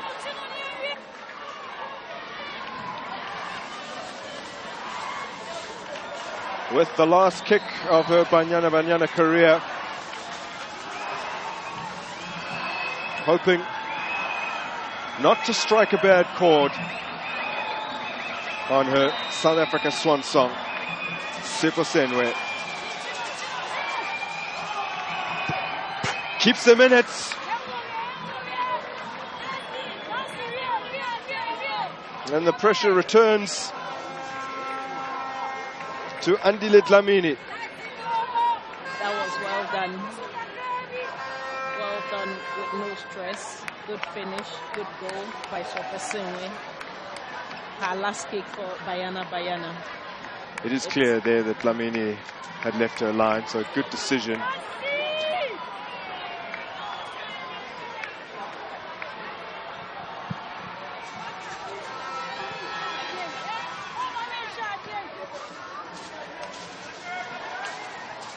Oh, relief. Flooded over Chantal Boyklok a little earlier on. And now she watches in anticipation as the player brought on, who didn't kick the ball during regulation time, brought on for this moment, slots it away. Nancy Amoa, who had played just 20 or so minutes in the tournament up to this point, has scored the winning penalty, the teenager, and Ghana claim bronze.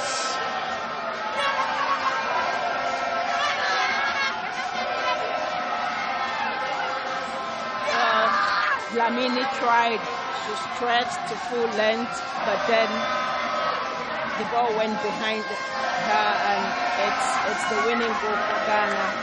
Unfortunately for South Africa, I mean, having lost the chance to defend the trophy against Nigeria, winning the silverware would have been ideal for the defending champions, but then again they finished fourth. They fought short of the silverware.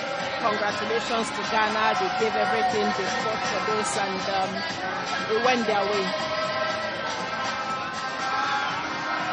Well, Ghana, who missed out on the previous tournament here in Morocco, were dumped out in the group stages back in 2018.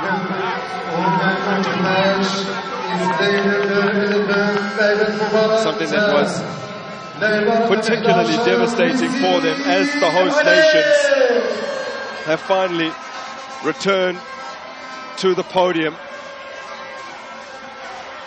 They claim bronze again. It's the fourth time that they finish as third place. Let's hear from the player of the match.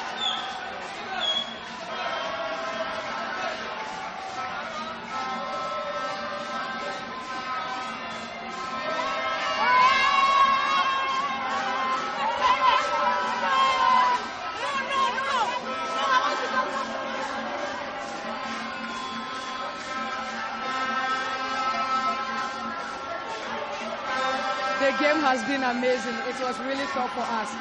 History just repeats itself. I remember 2016, we beat South Africa to have this bronze, and today we were able to make history repeat itself. I'm really excited, and congratulations to the entire team. Thank you.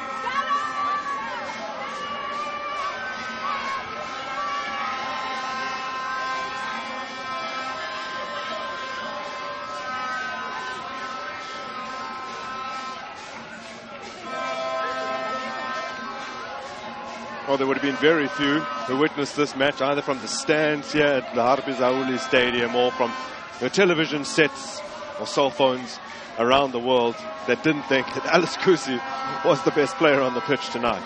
Of course, definitely a lot of people would disagree, because we have different views. People have different opinion of every player, and that's it. It's a given. It's not something new that people would actually think that Kusi doesn't deserve it. But in this instance, I'm saying I think very few would have a problem with this. Really stood out tonight. There are question marks over whether the goal will be credited to her. I'm still of the opinion that it would probably go down as an own goal. But she ends the tournament as the Black Queen's top scorer, regardless of whether tonight's effort is in her name or not. As we review the statistics here, South Africa with an edge in possession, but really it's Ghana who conjured all the chances. They had 16 shots in total to South Africa's 7. Both teams only hit the target in 3 instances, which also indicates that Alice Kusi was not necessarily on target for that goal, because they were already on 3 at half time. But for the wastefulness of Ghana, they could have had a lot more. They had tremendous chances during this game. There were a lot of great crosses put in and headers that went wide. And ultimately, it came down to penalties. They stayed more composed after a bad start. South Africa looked to try and be too extravagant from the spot in some instances, and it cost them dearly. As Jermaine Siposenwe gets the kind of send-off that her career deserves here. The tournament has certainly not ended in the way that she would have wanted, but still a touching moment. It is actually what a player she's been for Banyana. She's, given her everything to serve the nation. I think this is a well-deserved souvenir for her to actually, retire and be happy and, focus on club football at the moment. Well, she scored her 26th international goal. It came against Ghana on match day 1. And departs the national team with 112 caps. The winners' medal with the 2022 edition of the Women's Africa Cup of Nations, part of that historic triumph for a Banyana team that for so many years had just come up short. And now she can fully focus during the latter stages of her career on her club performances for Monterrey, where she is doing tremendously well at the moment. This third place match between Ghana and the outgoing champions South Africa after 90 minutes was deadlocked at 1-1, and following a tense penalty shootout, it is Ghana a triumph on spot kicks 4-3, and they claim the bronze. And now the attention turns to the Olympic Stadium in Morocco's magnificent capital, Rabat, where the hosts for a second tournament in succession are in the final, coming up against a Nigerian team that are chasing their 10th title, having suffered such bitter disappointment ending 4th in 2022. They'd like to banish those memories of their previous trip to Morocco. It's a match that has all the ingredients to be an absolute thriller. I know you, Desire, are very much looking forward to it. And she got it absolutely right.